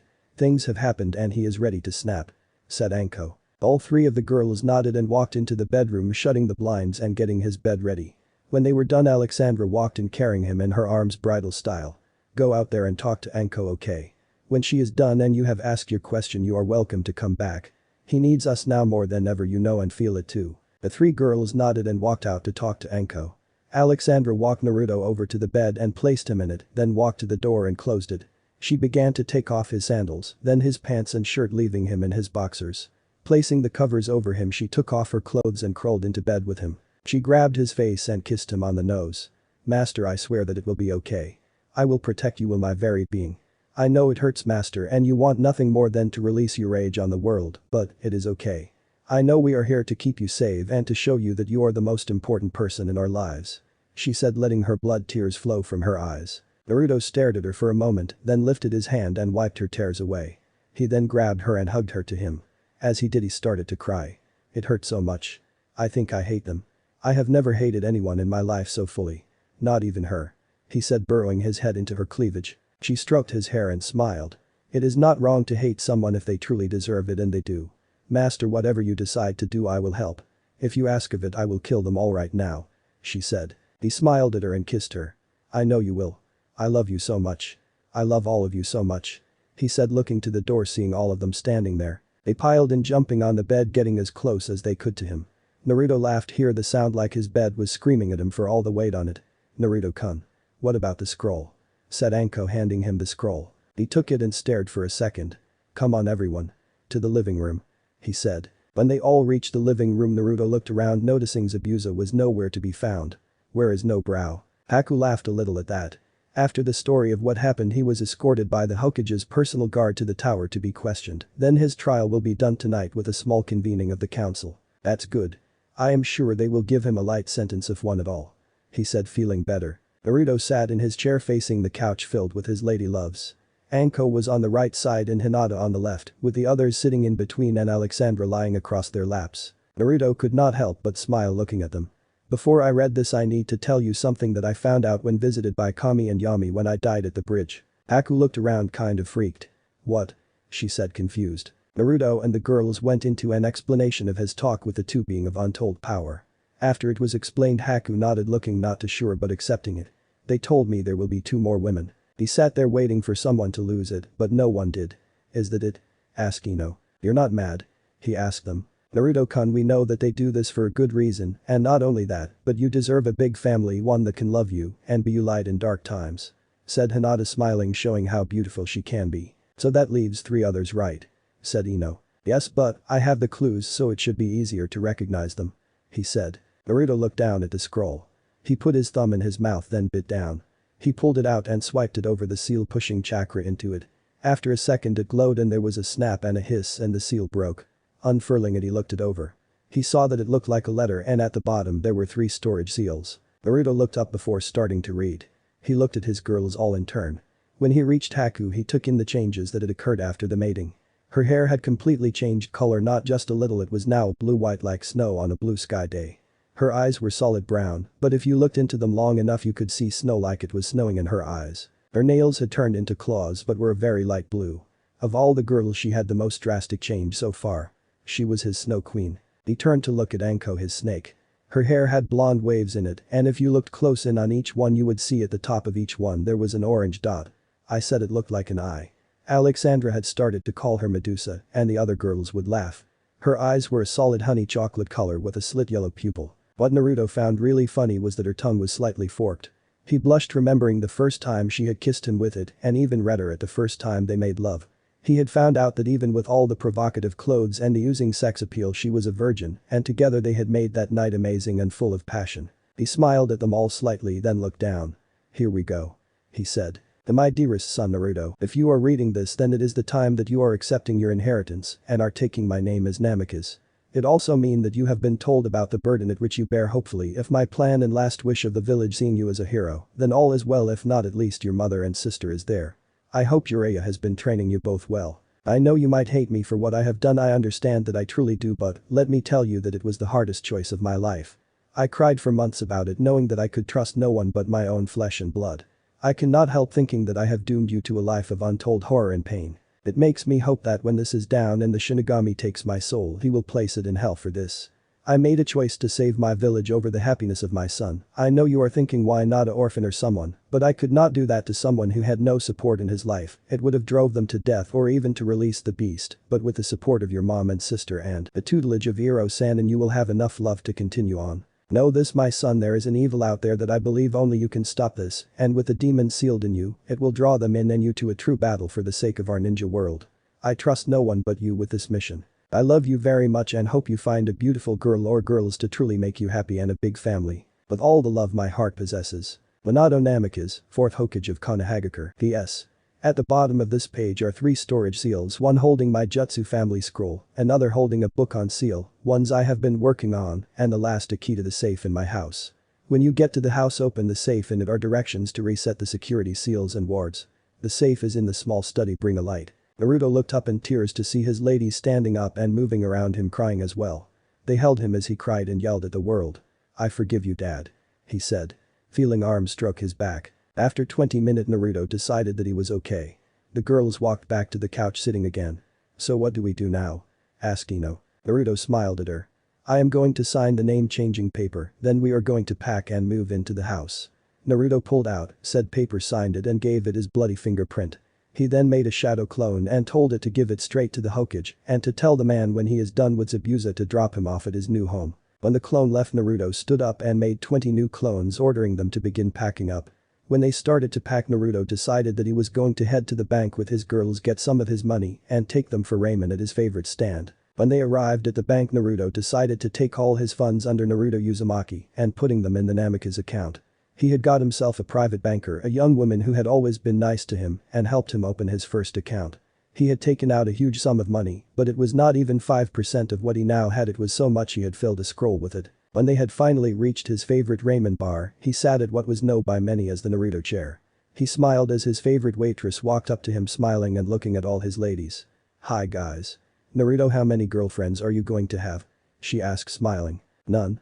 He said, smiling. The girls all looked at them with straight faces, but Naruto could feel their stares of panic. They are my fiancés, we just got to go pick out rings. Naruto said, seeing bright smiles coming from them all. Wow, you must be loaded. Where'd you get all the money from? She asked. My father left it to me. He said. Father? Who is it? She said, confused. Last she remembered, he did not know his parents. It does not matter, you will find out soon. I want you to get the old and bring out your biggest ramen pot, okay? He said with his big goofy grin on. Am nodded, then walked back. After a few minutes she came back hefting a pot that he could sit in and it would come up to his waist, and an older man trailing her. Hey old man. How are you doing? Naruto asked. Hi Naruto. So what's this you want to talk to me about? The old man asked. Nothing, I just needed you to see this and to show you my thanks for what you and your daughter have done for me. He said, pulling out the scroll. Her put the money in. Put the pot on the bar and closed the store for the next few minutes. He asked. Am looked at her father, who nodded and helped close down the shop. The two came back when the front doors were shut and locked. Okay, so what's with the pot and closing down the store, Naruto? Asked Tucci. Naruto smiled at the older man. For years you two have done so much for me. You gave me free food and made sure I was not hurting or around your stall. I know that a lot of people offered you money to turn me away, and when that did not work they threatened and even went so far as spreading lies about you food. You two are a part of my family, and in a family you take care of one another, and since you two have taken care of me for so long, it is my turn. Naruto turned to the pot and held the scroll over it. Naruto started to push chakra into it and then the money began to pour out. Am and Tucci just stood their mouths on the floor as money filled the pot. When Naruto saw that the pot was full he ceased the flow, and as a few more bills hit the top they fell onto the ground. This money is for every time I could not pay, you lost a customer, and for being the guardians I never had. This is the least I can do, but if there is anything else you want or need, please ask me. I will do everything in my power to help you. Naruto said. Tucci walked up to the pot and looked at the money, then to Naruto. I cannot take this money. You are not taking it. I am giving it to you. He said with a smile. Naruto, this is too much. This must be all the money he started to say. No, actually with my new inheritance it is in fact less than 3%. I only gave you about half of what is in that scroll. He smiled, see the looks on the two people's face. Tucci looked at the young man before him. He had watched as he grew from a little boy to a man.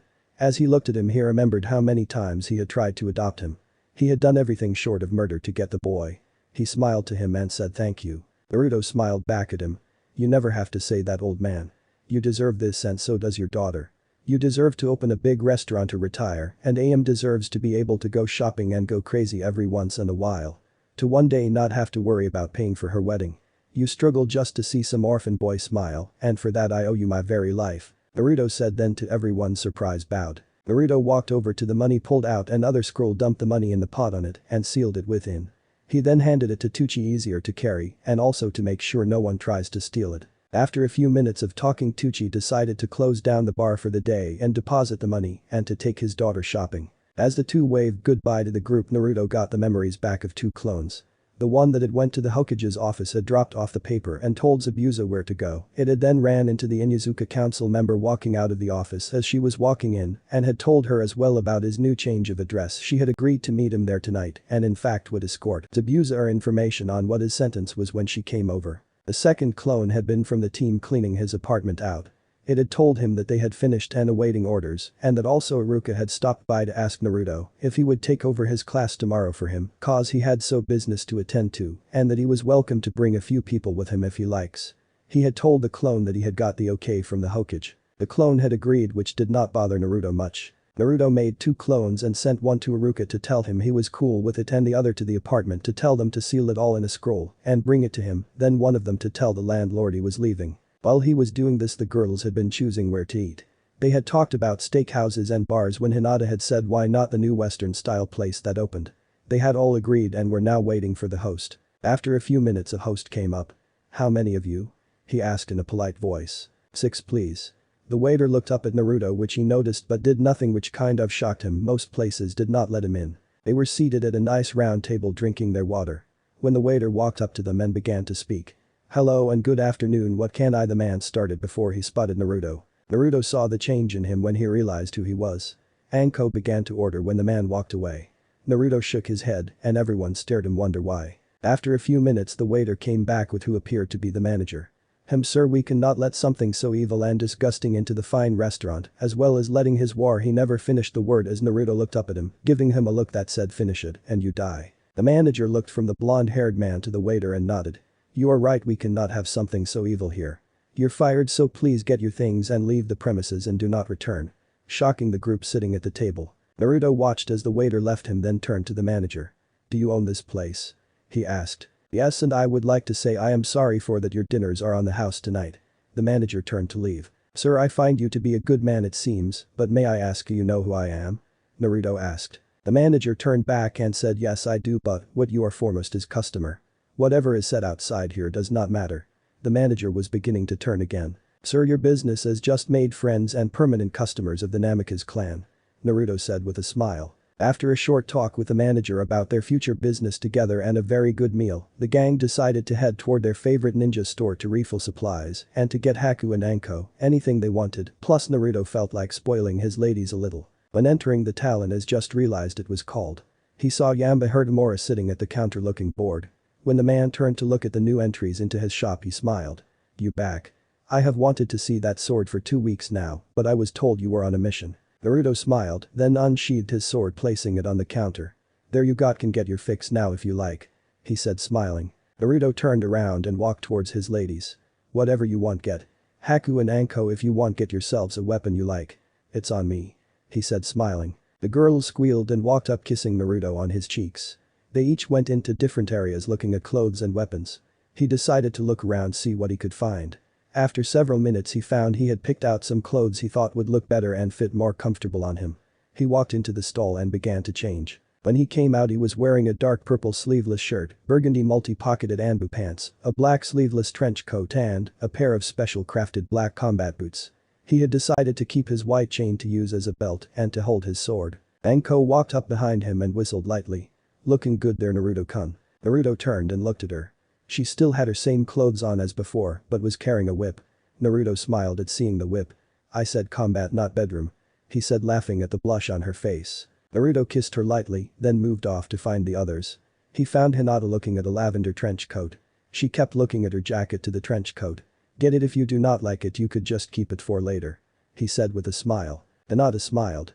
"I do not like to waste money. Especially when it is not mine," she said, turning to him, putting her arms around his shoulders. "It is our money, you are going to be my wives, so what is mine is your," he said smiling. Okay. He'll get it. She said, kissing his cheek. Naruto moved on to see Ino looking at a purple weapons holder. She put it around her hips and put her folding sickles in them. She turned and looked at Naruto. How do I look? She asked. I think you should just come in naked with that on for me one day. Ino blushed and walked over to him. Maybe I will. She said, walking off sexily. Naruto watched her go, seeing her hips sway in time to music that only she could hear. After a second of staring off her, shook his head and went over to Haku. She was looking at battle kimonos. The one she was looking at the most was a dark blue one that looked there was snowflakes on it. In her hand that he noticed was a wrist sheath with what looked like a retractable blade on it. Find anything you like. He said. Haku turned around smiling. I like this battle kimono and a few others, but I do not know which one to get. She said. At them all. He said, chuckling. No, I could not do that. She said. My Snow Queen royalty always deserves to be spoiled. So get them all, and if you want, get the other wrist sheath or even ask to see if they have any special needle holders. Naruto said. Haku brightened up at that. She had never had a lot, no matter if it was with her parents or with Zabuza. For the first time she felt she could be a true young lady and just shop till she dropped. I will ask about that. Thank you, Naruto-kun. She said, kissing him and taking off to the front to ask Yamba if he had any holders. Naruto started to walk to the front when his clone that went to Iruka's dispelled told him that class started at 8 and thanks for the help. Naruto continued walking till he reached the front desk, seeing Haku talking, being pointed to something, and Alexandra talking to Yamba, but when he did, his other clone appeared and handed him the scroll with all his stuff and the girl's stuff in it and dispersed. Naruto walked up to the counter and placed his arms on Alexandra's taller shoulders. What you doing? He asked. I am showing Yamba my new swords master.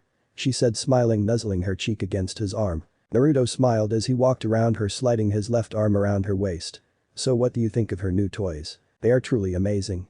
They seem to be made to strengthen someone's affinity to fire. Where did you get it? He asked. We got them off of Kagran. Anko killed him when she thought he killed me. She gave them to Alexandra because she broke her claws in combat. Plus she is our strongest fire user. He said, smiling at his fire fox. After 10 minutes the girls all came up, putting their stuff on the counter. Yamba started to tally up everything. Okay, your total is 46,346. He said, smiling at all the money he was getting. After Naruto paid and everything was placed in scrolls, the group started to walk off. Naruto turned back and walked to the store owner again. The girls stood by the door and watched. Naruto strolled back over, smiling. What did you ask him, Naruto? Ino asked. I asked him for a special order and also for to come back in a few days from now to look at some weapons. He said, starting to walk out the store. Are you looking for a new weapon? Asked Anko. Something like that. It is more like a few. He said, smiling, everyone seeing a slight twinkle in his eye. They knew he was up to something. As they walked heading to their new home, Naruto could not believe all that had happened in the last few months.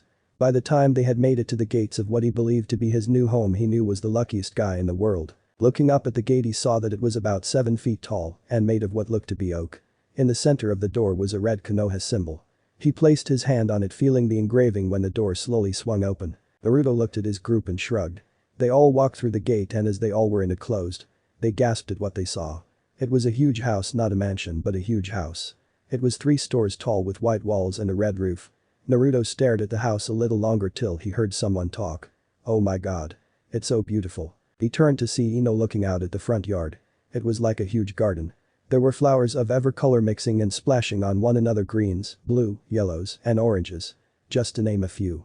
They found a grass walkway that went through the garden area. As they walked it, they noticed many things like the training ground that were in the back, the small alcove to the side of the house, and an area of forest behind the training field. After a once around the property, Naruto and the gang walked up to the front door. Opening it, they saw a beautiful front room. They all walked inside and started to look around. Naruto noticed that on the first floor it seemed to be just the kitchen, the living room, a bathroom and small study. The second floor seemed to have all the guest rooms. There were upward of 12, each one a different color. The third floor had the master bedroom, which no entered, a large study filled with many books, and a large outdoor parlor. When they were all done searching an hour later, they met in the living room. The group was amazed by the look of the house. It had all the things they needed to live comfortable and happy without being cramped like the apartment. So what do you think? Asked Naruto. It is amazing, master. It seems to have been made with the idea of a big but tight-knit family in mind. Alexandra said. The others agreed. I want to check out the master bedroom. You all go pick out a room for you to store your things in and to sleep in. He said to each of them. As they walked up the stairs, the girls getting off at the second, with Naruto continuing up. When he reached the master bedroom, he pushed open the door to see a large room. It was draped in reds and blacks. He walked in, shutting the door behind him. As he walked through the room he saw the huge bed. It was what he could only describe as orgy size. It was black like many things in the room, but the sheets were gold like his hair. He sat down on it, noticing how soft it was. After a few minutes he stood up and walked around. He looked in the drawers to find no clothes, and after a few minutes realized there were no pictures either. For a private room for a husband and wife it was oddly bare. He guessed the Kushina had cleaned the place out before leaving. As he continued to look through the house he saw a door off to the right. He walked over to it and opened it, think it was a closet. He walked in to find what looked like a nursery. Half the room was painted a baby blue, while the other was painted a soft pink. As he stared around the room he noticed that the pink side was bare nothing, while the blue side held a crib. He walked over to it and saw his name engraved on the inside. As he looked around he saw little toy toads, slugs, and even foxes all around it. As he stared at it all he heard a sobbing sound. He looked around to not see anyone. That's when he realized that he was the one making the noise. He fell to his knees and cried. After a few minutes he felt a pair of arms wrap around him, turning to see who it was he saw Hinata. He throws himself at her, wrapping her up in his arms. "It is okay, my love. It is alright. I am here. We are all here to help the pain go away," she said, stroking his back lightly. After a few minutes he stood up and smiled at his pale lover. "Thank you, Hinata-chan. For you anything, my love," she said, walking out with him. Naruto and Hinata had left the master bedroom and went down to the living room to meet up with the others. After a few minutes of the girls telling him what rooms they had chose, Naruto decided to try to look for the safe to reset the security seal and wards. Naruto went into the small study and looked around trying to find the safe. After half an hour they had still not found it. Out of frustration Ino had kicked the desk and it moved slightly. That is when Naruto noticed that the leg that Ino had kicked was covering something. They had pushed the desk aside to find a small seal on the floor. Naruto wiped some blood on it and a door in the floor opened. Too bad for Haku and Anko who had been standing on it when it did. Naruto walked to the passage and yelled down. "Are you two okay?" There was a cry of yes from the two involved. Naruto made his way down with Alexandra in front of him, hand completely engulfed in flame. After a few minutes of walking down they came to a large steel door. Naruto tried to open it, but nothing happened. After looking at the door he saw a seal where the lock would be. After cutting his thumb and wiping some blood on it a keyhole appeared. Naruto fished the note from his pocket and after removing the key from the seal on it, he placed it inside the hole and turned it. There was a hiss, then the door swung in. Naruto walked in slowly looking around. "Wow, this place is huge," he said, having his echo go on. The room behind the door was massive. It was pitch black, but he could tell it was huge by his echo. "Alexandra, I need more light please," he asked. "Yes, master." At that Alexandra's whole body caught flame. The room illuminated, showing what appeared to be shelves. As they looked closer they noticed that some had books, others scroll, and one in the far off that was glinting with what he thought was metal. As they walked through the shelves they came to a huge table in what they thought was the center of the room. Naruto walked forward to see a lone piece of paper on it. He picked it up and examined it. He realized they were instructions to the security seals and wards. After reading through it he understood what he had to do. He looked down at the table before him and saw the seal. "Alexandra, come here and brighten up the table. Please," he said. As she walked closer he saw that it covered the large table. He looked around trying to find something. When he looked to the right he saw a swirl. He walked over to it and wiped his blood on it. The swirl started to do just that swirl and after a minute disappeared. "Okay, the reset is in effect. I need a few drops of your blood each.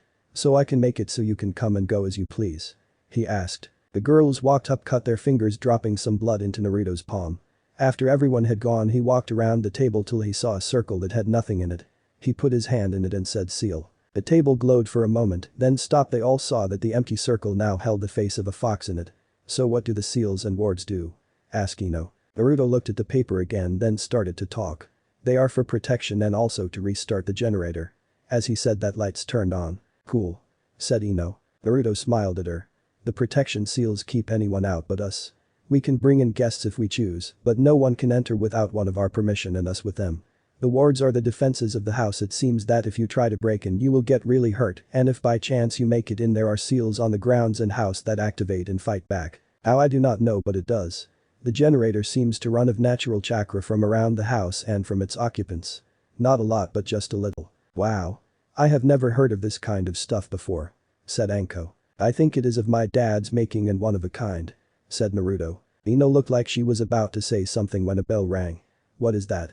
asked Hinata. "I think it's the doorbell," Naruto said. After running up and out of the underground room he had the girls fix up a study and then to go to the living room. Naruto walked out the door down the path to the gate. He opened it to see Zabuza standing there with the Inuzuka councilwoman. "Please come in," Naruto said, standing aside to let the two in. Naruto shut the gate and showed them the way in. When they reached the front door, he opened it and let them pass. When they were inside, Naruto shut the door and walked them into the living room where all his ladies were sitting around her talking. "Hey girls, why don't you all go get your rooms together while I talk to councilwoman?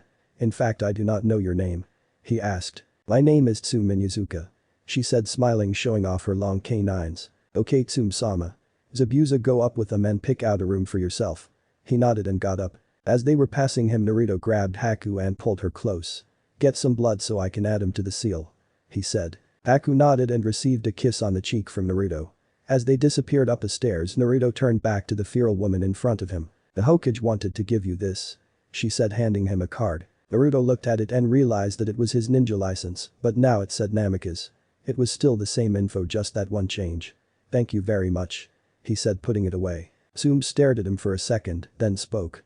"Can I ask why you invited me over here to talk? The day in the council meeting you stood up for me. Of all the people there, you did. I am going to marry the Hyuga heir and am best friends with the heir to the Abiram, yet you, someone Wo's very son, hated me till recently, stood up to try to lessen my burdens. So I ask why," said Naruto. They sat there in the quiet for a few minutes, staring at one another. "I stood up for you because it was not only the right thing to do, but as a penance for what was not done by my clan." Naruto looked at her confused. "What action are you trying to penance for?" he asked. "When I was younger during the Third Shinobi War, one was in a fight for clan head with my twin brother. We had different takes on how the clan should be ran. I wanted it to be more open and free. Well, my brother wished for it to be closed off and centered around ourselves. During this time your father ascended to the title of Hokage. When he made it, he threw his full support behind me to be clan head," she said. "Okay, so you won out. What happened to your brother and why the penance?" he asked. "When I won the title of clan head, my brother was furious. In a last-ditch effort to try to steal it from under me, he went out alone into battle against Kage at the time to show his power and right to be top dog. He was killed and hung on the walls of Iwas till your father got him down in a raid," she said. "I am sorry to hear that. He sounded like a proud warrior who only wished what he thought was best for his clan," he said to her. "Ank, and he was. For what your father did, I told him that my clan would always protect him and his children. My word failed the moment I found out you were his child and saw the devastation set on your body. I am now honor bound to protect you and to make amends in any way I can," she said, head down. "Tsum-sama, did you ever hate me for what I held? Did you ever seek to hurt me or poison the mind of your children or clan against me?" he asked. "No. I had orders that if at any time it was found out that Inuzuka was found cause you harm, that they would be killed. And I had orders that if any member saw you being attacked, you were to be rescued and brought to the hospital," she said. "I did not know that." "Thank you," he said. "I tried to adopt you a few times when you were younger, but I was denied to the belief as I am told that I would use you for ill gains," she said, looking up at him. Naruto smiled, then said something that even surprised himself. "I would like to make an alliance between our clans. I am offering you something that will strengthen your clan to unbelievable heights." Tsum looked at him curiously. "An alliance sounds good, but what are you talking about?" "I offer you the chance at my taijutsu. A way of being able to stop you enemy is a genjutsu long enough to hit them with you power strikes. The one weakness of the Inuzuka fighting still is that it is made for many enemies, not just one. With the power of my eye in your clan, you could become fighters of one and many. What do you say?" he said. Tsum looked at him for a moment. "You are offering my clan this, why?" "Because your clan is the most loyal of this village, not only that you make up a third of our hunter nins. That is a good reason as any, but the most is cause I want a strong alliance with your clan and to show you that your honor is not gone. In fact, I would say it is stronger than ever. My father found you to be an amazing clan head, one with honor and true loyalty, so I think the joining of our clans is a great way to start," he said, smiling. Tsum sat there thinking. If I agree to this, who will I pick to marry him? I do not think I can just make a clan member do this. I fought so they could have freedom, but this deal is too good to pass up. It is a chance at not only strengthen the clan, having allies as power and well known as the Namikazes, but also a way to ensure my clans and my own honor. What will happen to whoever I choose? What will they be treated like? She asked. Whoever you choose will be treated like a queen. I swear she will want for nothing. I do not treat my ladies as dolls to be collected and placed in racks for the world to see like a collection. They are welcome to go into any career they wish and do what they want. I will not cut them off from their family. I am looking to build up my family, not hurt it," he said, smiling. "I need to think about who I should send," she said, standing up. "Tsum-sama, I do have some stipulations though for who you choose. She must be single. I do not wish to take her away from someone else," She must be open-minded to being with me cause it will a relationship. She must be told of my condition being a jailer and accepted. She cannot mind sharing cause that is what will happen. Lastly she must know that she will have to have children with me. He said sounding heartfelt. Tsum was awed by this. This boy of 13 was thinking more along the lines of the happiness of the woman than of himself. Most boys his age would one care about sex, not whether the woman he was with wanted to do it or liked him. He had gained much respect from her in this small talk they had. When Naruto opened the front door he noticed that it was already evening. Naruto walked her to the front gate talking lightly and smiling. When they got to the gate and opened the gate she bowed and Naruto spoke. My dear Tsum-sama. It is in my belief that no woman should bow to a man, but it should be the man who bows to the grace, power, and beauty of the temple that is a woman. He said as he bowed to her. While he was bowing he never saw the blush and thoughtful look of the wild woman before him. I will come back tomorrow evening to tell you of the women who agreed. She said then walked away. Naruto sighed then shut the door. He strolled back up to the house, but before he got there he saw Haku by the lake. He walked up to her and wrapped his arms around her waist. Hello my snow queen. What are you up to? He asked. She smiled as she leaned into him. I was waiting for you to be done with your talk. She said. Why is that? Is there something you would like to talk about my love? He asked. Yes there is really. I wanted to know why you choose me when you have so many others most if not all far more beautiful than I. She said as she turned to look in his blue eyes. Naruto smiled at this. He then took off his trench coat and shirt. On his peck over his heart there was a snowflake. Because Haku without even knowing it you know my pain of betrayal from a parent. Not only that but when I talk to you and converse with you, I know that we are the same and have the same points. Of all these ladies that I love you know the real me, even if you have known me the shortest amount of time. He said as he leaned in pressing his forehead to hers. Haku smiled at those words.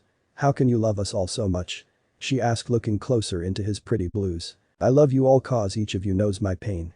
Hinata knows what it is like to be part of a group and still not be considered in it like me and this village or her and her clan. Ino knows the pain of being blamed for something she had no control over the death of her mother. Anko know what it is like wanting to protect something that at every turn tries to cause you pain the village we live in. Alexandra had never known or thought she would ever know love till she meet me. Each of you is like a part of me and when I give my all to heal that part of you all you heal mine as well.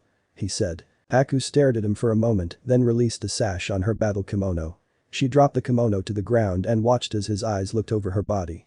He reached his hand forward and traced the X mark that still showed under her snowflake tattoo. She stiffened under his touch but after a minute relaxed. I want you to make love to me Naruto-kun. Here in the snow. She said grabbing his hand and pressing it to her mate mark which seemed to excite her. What snow? He said looking around. Her hands went behind him and after a minute they came back to his chest and she pushed him. He fell and landed on snow. He looked around and noticed that a third of the yard was snow. Wow. I did not know you could do that so fast. He said astonished. Neither did I, but I have felt my bloodline increase in power since the marking. A lot of us have noticed it. We all seem to grow stronger after the marking in a gifted field. Like Hinata's eyes, Alexandra's fire control, Anko's speed and strength, Ino's mind powers and me with my ice wielding. Alexandra thinks your power boosts ours and vice versa. She said. Naruto looked back to see moonlight shining on her. It was not bright but it was there. She looked like a goddess of ice and cold. She dropped onto him and started to kiss him. Hail to the queen she said as she kissed him starting their night of snowy romance under the stars. Naruto awoke to the smell of sun and the feel of warmth on his chest. He opened his eyes to see he was in the master bedroom. He then looked down to his chest to see Haku. After a few minutes of watching her sleep he saw her eyes crack open and a smile played across her face. Naruto smiled back and spoke. Hail to the queen indeed. Haku blushed. You were amazing last night. I never thought it would be so enjoyable but I guess when it is with your one true love then it has to be that. Naruto smiled then rolled over on top of her making her squeal, then giggle. As he stared down at her he kissed her holding his lips to hers he felt how cool her breath was. When he pulled away he saw a single tear escape her eyes. Why are you crying? He asked a little worried. She hugged him to her. I never thought that being in love felt so good. She said. It only feels as good as the person you are with and right now to me it is amazing. He said smiling. You are such a flirt but damn if you are not good at it. She said smiling. Do you want to come with me today? I have to teach at the academy and you being there would help. He said looking at her. Sure. If I get to spend time with you. She said. I am going to ask the other two, but I want to ask you first. He said rolling out of bed which happened to be a long roll. Haku laughed when he rolled one too many time and landed out of the bed. I am glad I was the first. She said with a smile and a light blush on her cheeks. Naruto pulled himself up and went to the dresser and pulled out his clothes.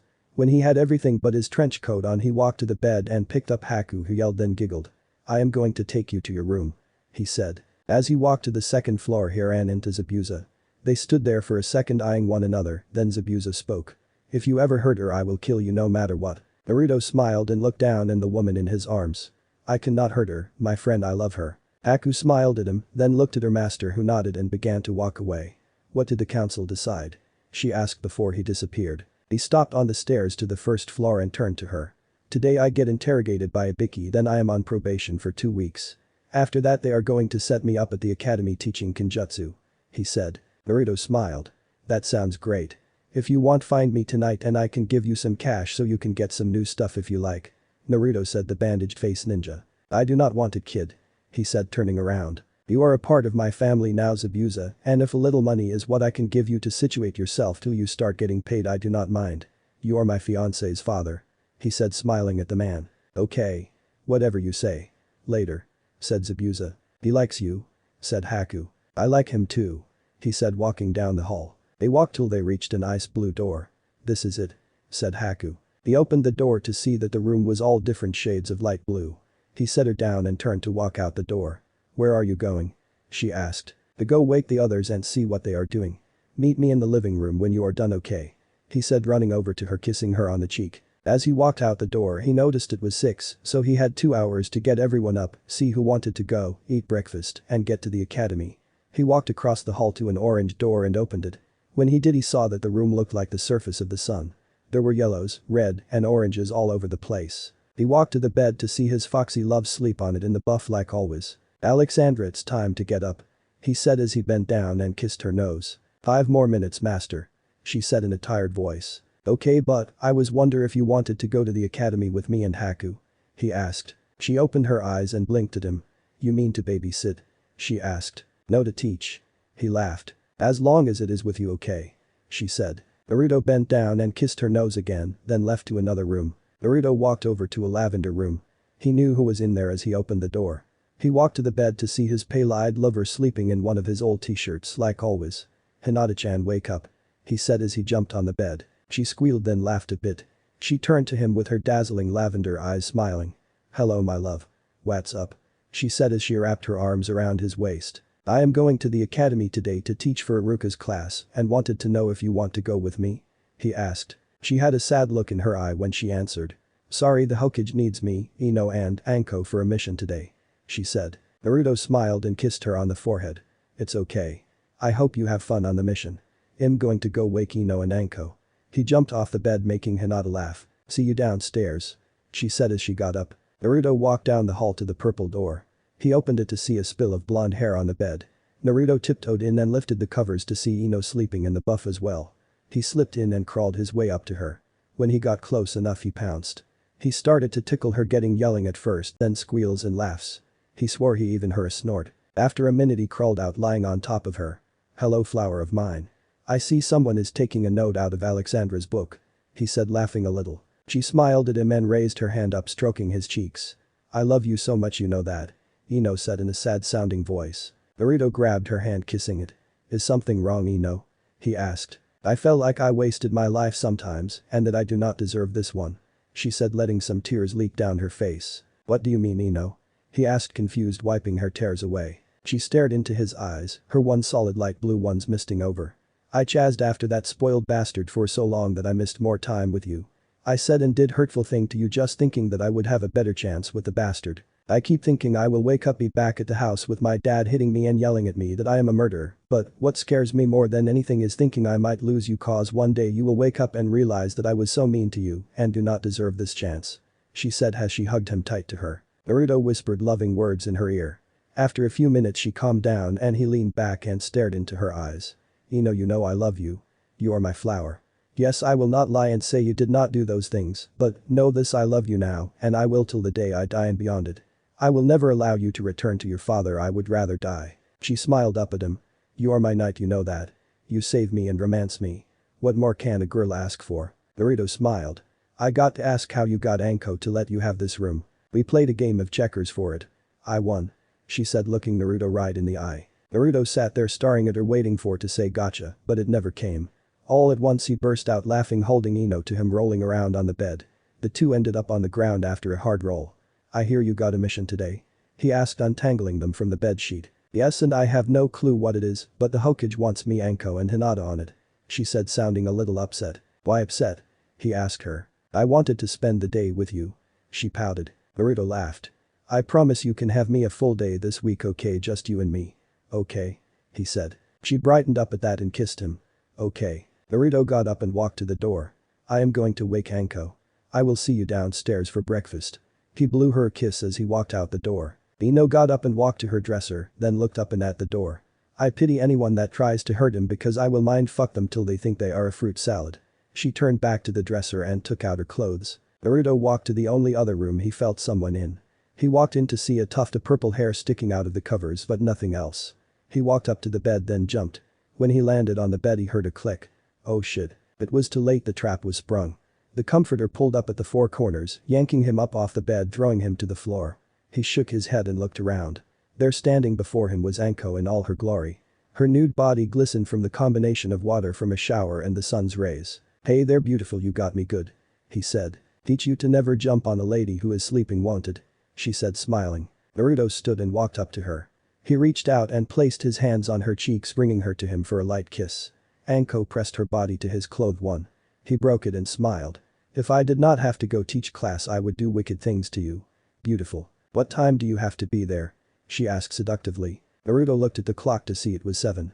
"I got to go eat breakfast and get the Alexandra and Haku. Then I have get there," he said, smiling. "I wish I could go to scare all the little kids, but Hinata, Ino, and I got a mission from the Hokage," she said. "Maybe another day it can be just the two of us," he said. She placed her head on his shoulder and they moved to the sound of the music in their heads. "Thanks, sounds great," she said. They stayed moving like that for a few minutes, then pulled away from each other. "Get dressed, I'll meet you down at breakfast." He turned and so did Anko. Naruto turned around really quick, slapped Anko hard on the ass and took off out the door. "That hurt. Naruto, I'll get you for that." Naruto made his way downstairs to see Hinata and Ino cooking. "Hey girls, what are you making?" Hinata looked over from the stove and smiled. "Rice, eggs, bacon, toast, and fish, a nice health breakfast. Sit down, I'll bring you your food." Naruto sat down at the table next to Haku, who smiled at him. "You ready to have some fun today?" Naruto asked her. "With you, Naruto, every day is fun," said a voice behind him. Turning, he saw Anko standing behind him, smiling. As he made eye contact with her, he saw his future and it looked like something was going to hurt. She sat on his lap as breakfast was served to them via Ino. "Thank you, flower," said Naruto as he dug into his food, Anko still on his lap. After breakfast was done and they were all full, Naruto made some shadow clone to clean the house and when done to go down to the vault and start reading around. As they went around getting their things from around the house, Naruto walked to the door. His 3 ladies on a mission walked up, smiling. "Have a good time on your mission," he said, kissing each on the cheek. After the 3 had left, his fire and ice came up. "So you 2 ready to go?" he asked the 2. They both nodded and they set out the door together. After 10 minutes of walking they came to the academy. Naruto entered and smiled at the front desk attendant. She was the same woman as when he was there and she had always been helpful. The attendant looked up and stood when seeing him. "Hello, Naruto, or should I call you Namikaze-sama?" she said. Naruto smiled at that. "So you heard?" he asked. "Yes, most of the village has. Some don't believe it while others are scared of what you might do," she said with a warm smile. "Well, it's true. I do want to say thank you for being nice to me back when I was just Uzumaki," he said, bowing lightly. "You were always one of my favorite students to talk to. You were funny and had a real feel to you. So can I ask why you are here and who these lovely ladies are?"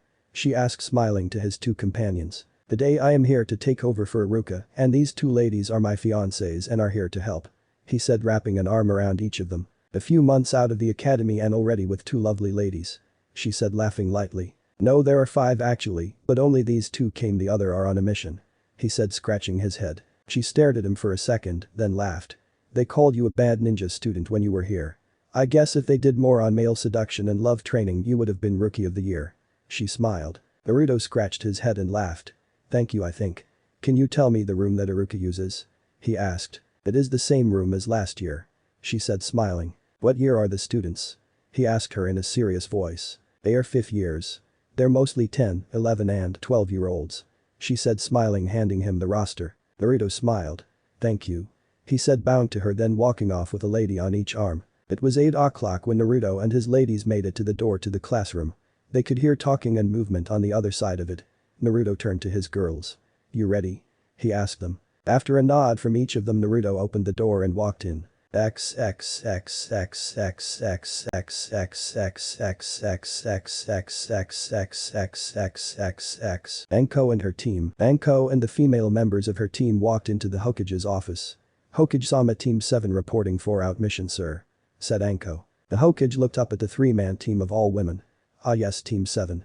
Your mission today is to escort the clan head and members of the Uzumaki clan that will be arriving shortly.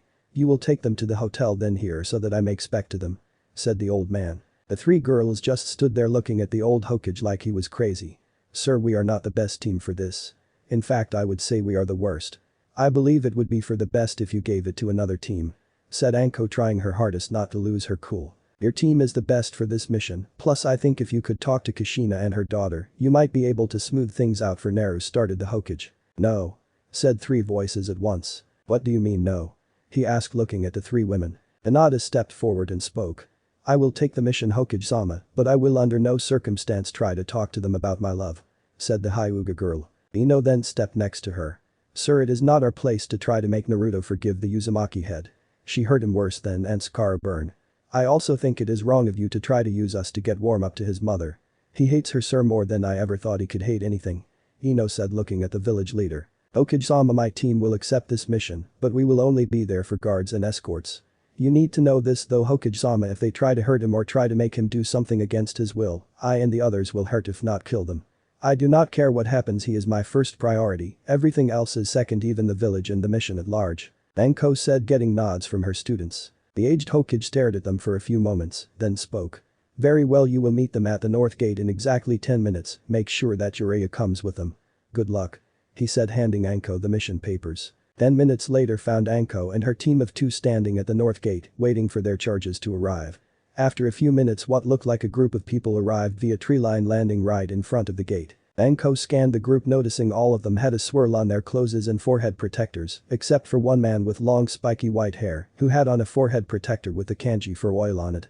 Said man walked up to the 3 women, smiling. "My name is Jiraiya of the Sannin, and I am escorting the contingent from Whirlpool, including the head of the Uzumaki clan and daughter of the 4th Hokage," said the man. As he said that, a woman with long red hair and piercing green eyes stepped forward with a smile on. Next to her stood, to the shock of the 3 women, a girl who looked just like the woman, but she had blonde hair and blue eyes that were exactly like Naruto's. The woman reached her hand out to shake and said, "Hi, my name is Kushina, this is my daughter Anita and her teammates and cousins Shirito and Subeda," she said, pointing to a girl with long aqua hair with a large shield strapped in her back and a red-headed boy with a large broadsword strapped to his back. After a minute no one shook her hand, she retracted it with a slight frown. She looked at the 3 women before her and counted. "Is there not supposed to be 3 genin on a team with 1 jonin instructor?"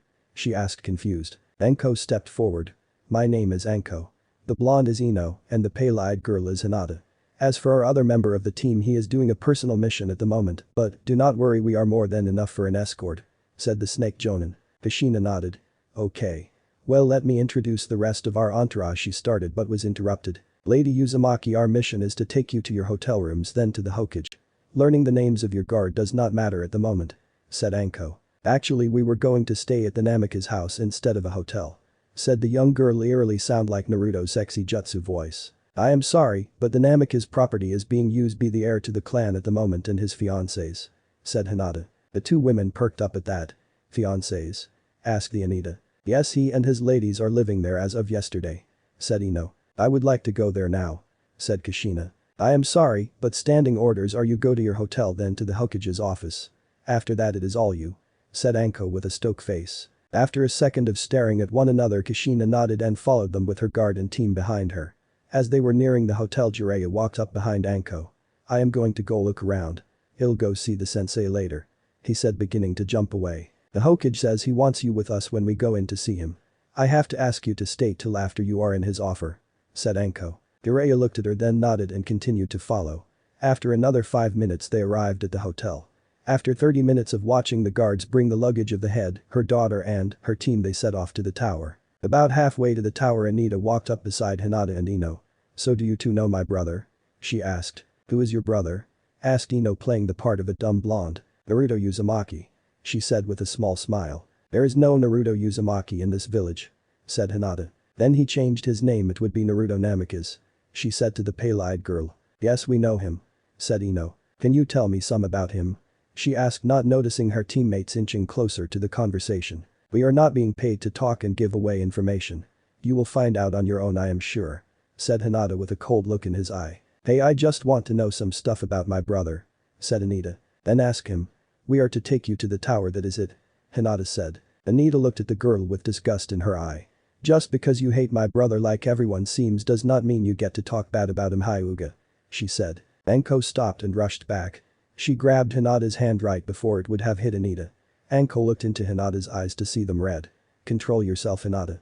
It's nothing, so don't read into it, she said, eyeing the girl down. Hinata looked over to the sister of her loved, feeling so much anger she thought she would explode.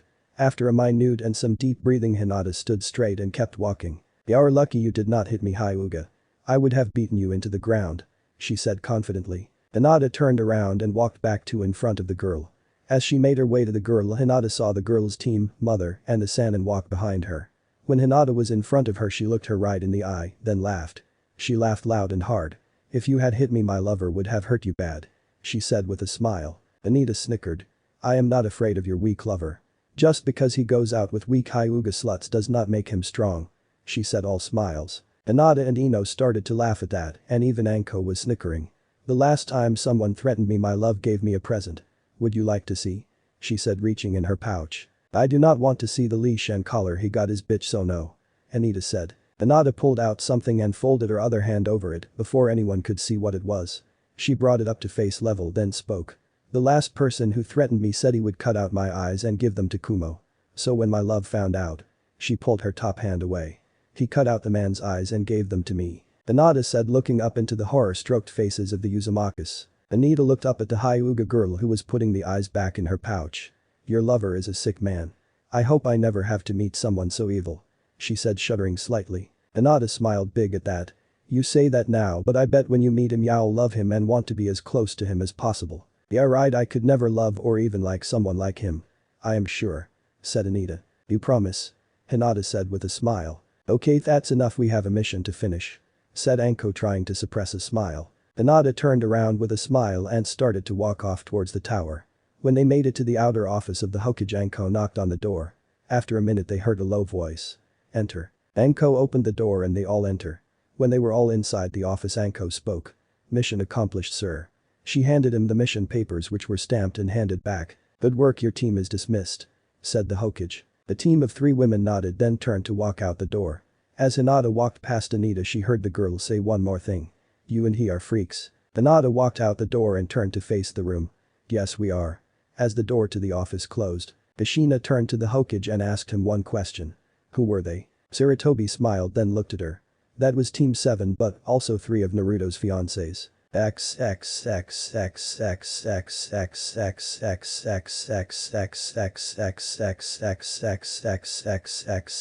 Academy. As Naruto walked into the class, Naruto walked through the open door with Alexandra and Haku right behind him. As he entered, the room grew quiet as he felt many pairs of eyes on him. When he reached the teacher's desk, he turned and faced the class. Right before he was about to speak, the door flew open again and 3 children ran in. Are we late? Asked a voice he recognized. No, Iruka-sensei is not here yet, said a female voice. Hey, who are those 3? Said another boy, said, pointing at them. Konohamaru, if you are done, take your seat, said Naruto. Boss. What are you doing here? Said the hyperactive scarf wearer. I am teaching your class today, said Naruto with a smile. Really? That is so cool. Are you going to teach all super cool jutsu and how to beat up guys in one move? He asked, jumping from foot to foot like a crazy monkey. Naruto shook his head and chuckled. Go take your seats.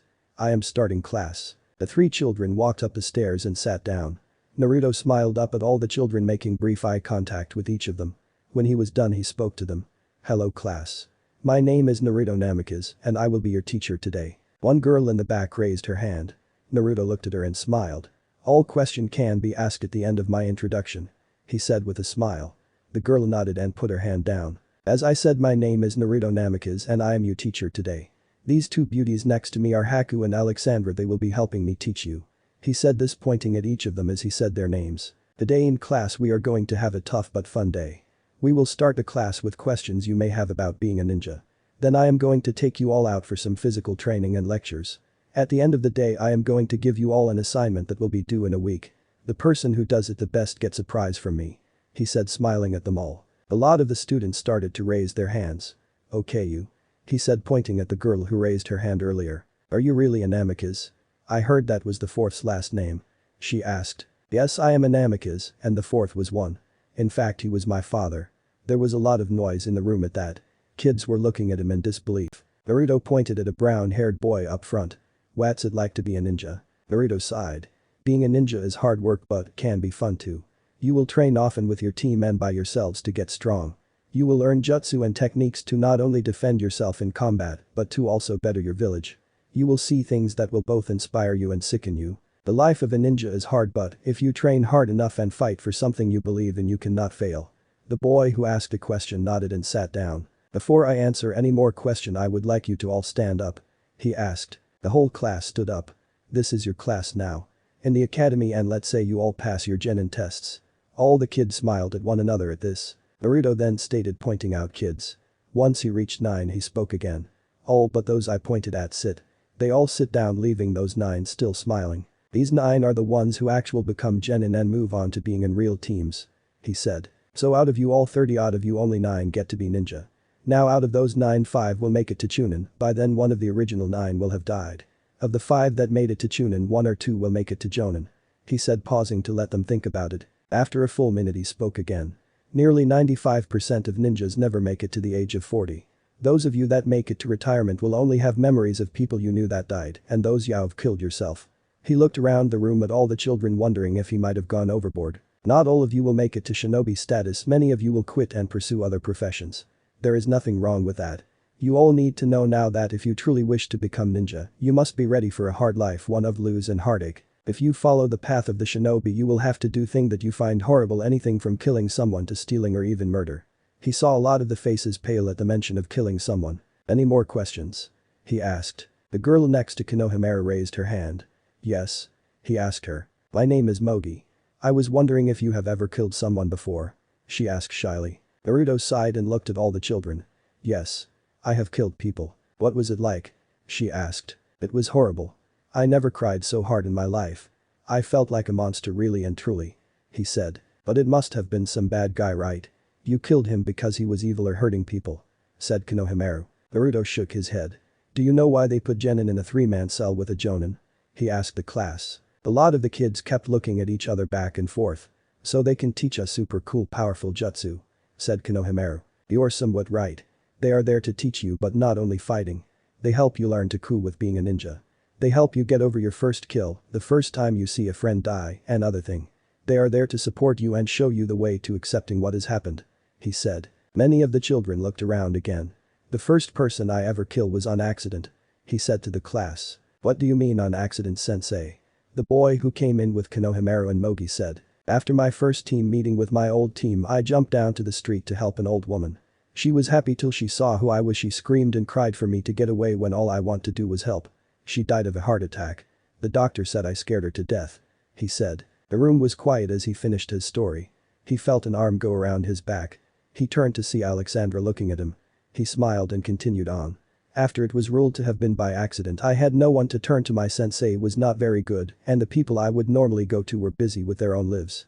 It was a while till someone talked to me about it but when they did I felt better. You all need to know something now, bottling things up is dangerous. You need to talk when something bothers you. Many a shinobi have killed themselves from grief that could have been avoided from talking about it." Many of the students nodded. After a few more un-ninja-like questions like do you have a girlfriend? Do they have boyfriends?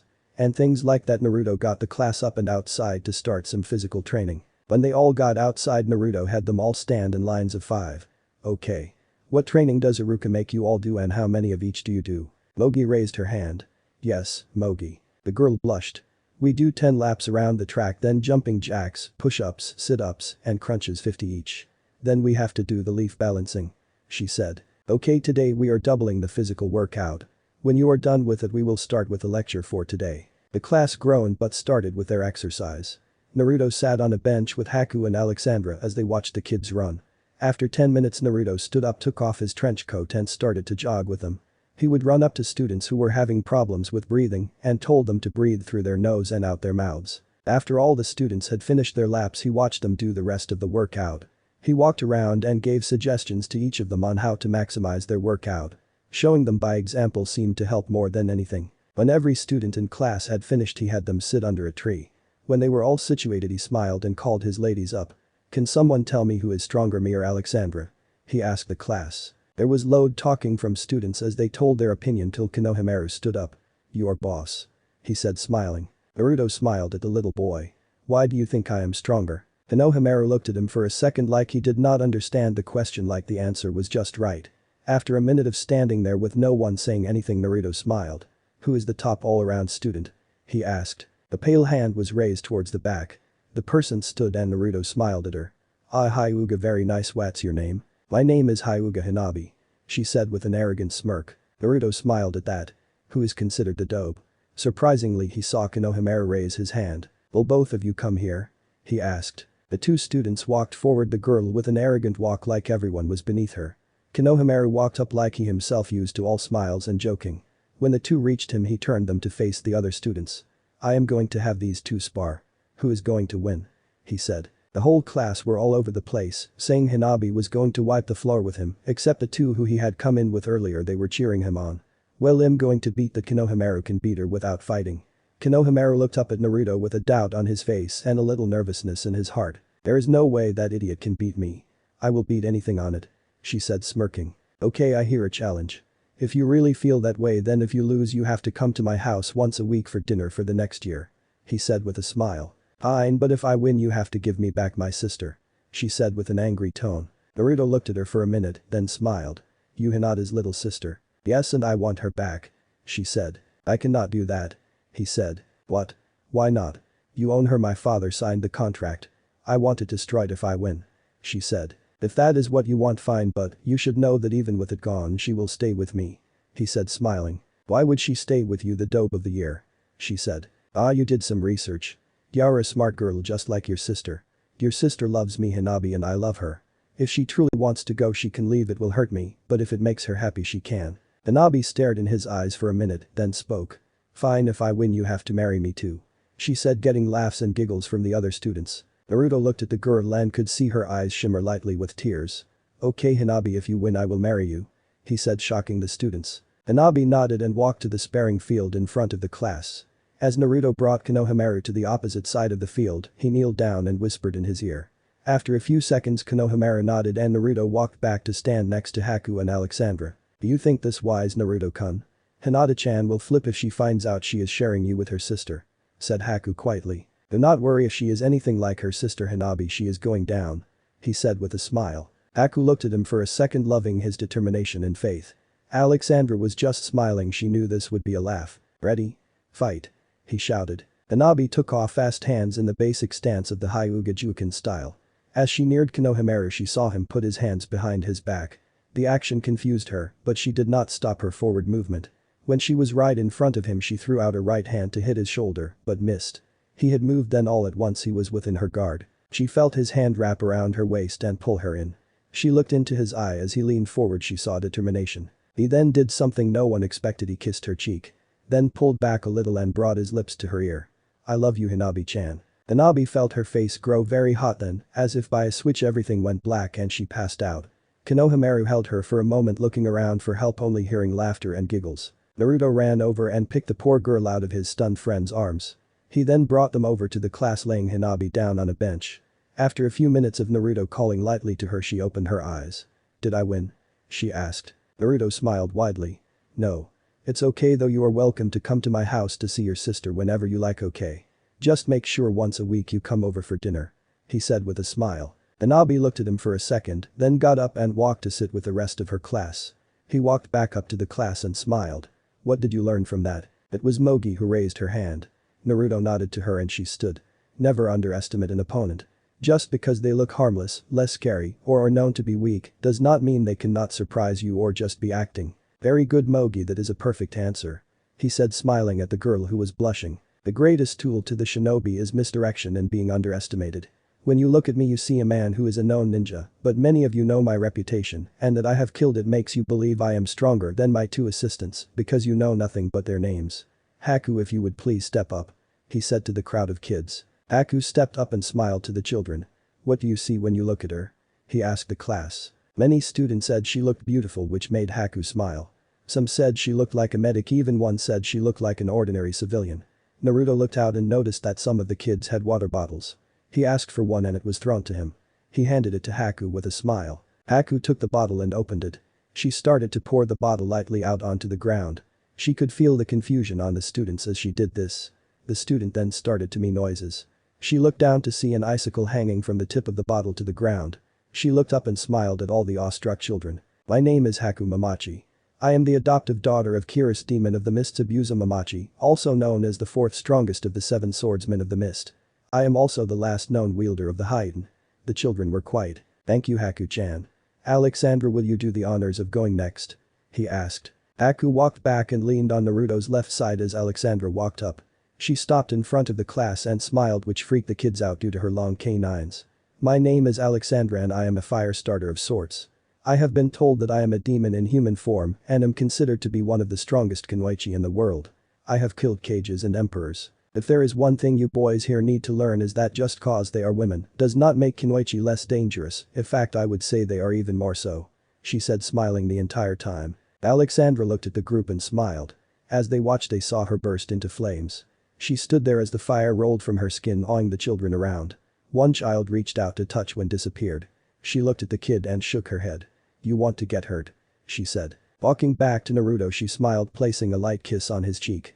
Naruto smiled and turned back to the class to see many young female faces red with what he thought with anger or even jealousy, but none as red as Hanabi. He smiled and winked at the girls, then spoke. What you have seen is the true power and strength of ninja. To hide in plain sight, the abilities to mask your power and make an enemy believe you are weak or even not a ninja at all. To master these things and hide your true power will save your life and can make victory of a cocky opponent much easier. He saw some children nod their heads while others looked a little confused. Naruto let them talk for a minute amongst themselves to better grasp and sink in the information given. Now for your assignments. There were noises of protest from many children. The assignment is 3 papers. 2 are letters and 1 is a list. The first letter is due tomorrow. It will be to your teacher Iruka. In the letter you will thank him for what he has taught you so far, from things you like to things he helped you understand. You will tell him how much it means to you that he is showing you the basics of being a ninja. Many of the children nodded while some looked skeptical. The second will be the list that I will come by to collect and to see if you gave in your letters in 1 week. The list will consist of what your dream is, then what your most important things are. When I collect the list from you I will tell each of you your elemental affinities, which will greatly help you in your ninja careers. He said, getting smiles from many students, thinking with that information it will be easier to tell what kind of ninja they will be. The final will be a letter to your future Jonin sensei. It will be a thank you for the help they will give you in the future and a thank you for being nice enough to become a sensei at all. He said. Sensei, you said that the winner of this gets a prize, right? How are you going to grade a winner from a list and letters? Also, what is the prize? Asked a boy who came in with Konohamaru. What is your name? I never got it. Naruto asked the boy. Yuden sensei. He said. Yuden, yes, the winner gets a prize. The winner will be graded on the letter to Iruka and the list I receive. The prize for the best 4 is a personal training session with me. The number 1 gets that and gets 1 hour under supervision in the Namikaze library. He said, getting small yells of him going to win that from many students. Then sensei, why write the letters to the Jonin sensei? Asked Mogi. Because they deserve your respect and thanks for taking time to teach and better the next generation. He said, getting a nodded from the young orange-haired girl. As Naruto was about to speak again there was a poof of smoke next to them and from it appeared Anko. She had a very angry look on her face. Naruto, we need to talk. She said. Okay. Hold on, I need to dismiss class. He said, nodding to her. He turned back to the class with a smile. I hope you all learned something from this class today. Many of you seem still to be very interested in become ninja and some not so much. Go home tonight and think about it as you write your letter. There is no shame in doing something else for a living. In fact, it helps our village live and thrive. Have a good day. Class dismissed. He said, watching the students stand, and walked away. After the last of the students left, Naruto turned back to Anko with a smile. What's wrong, Anko-chan? He asked. The mission we had today was to escort the Uzumaki group. She said, clutching her fist. Naruto's smile disappeared. He stared at her for a minute, saying nothing at all. Are the others okay? He asked. Everyone is fine.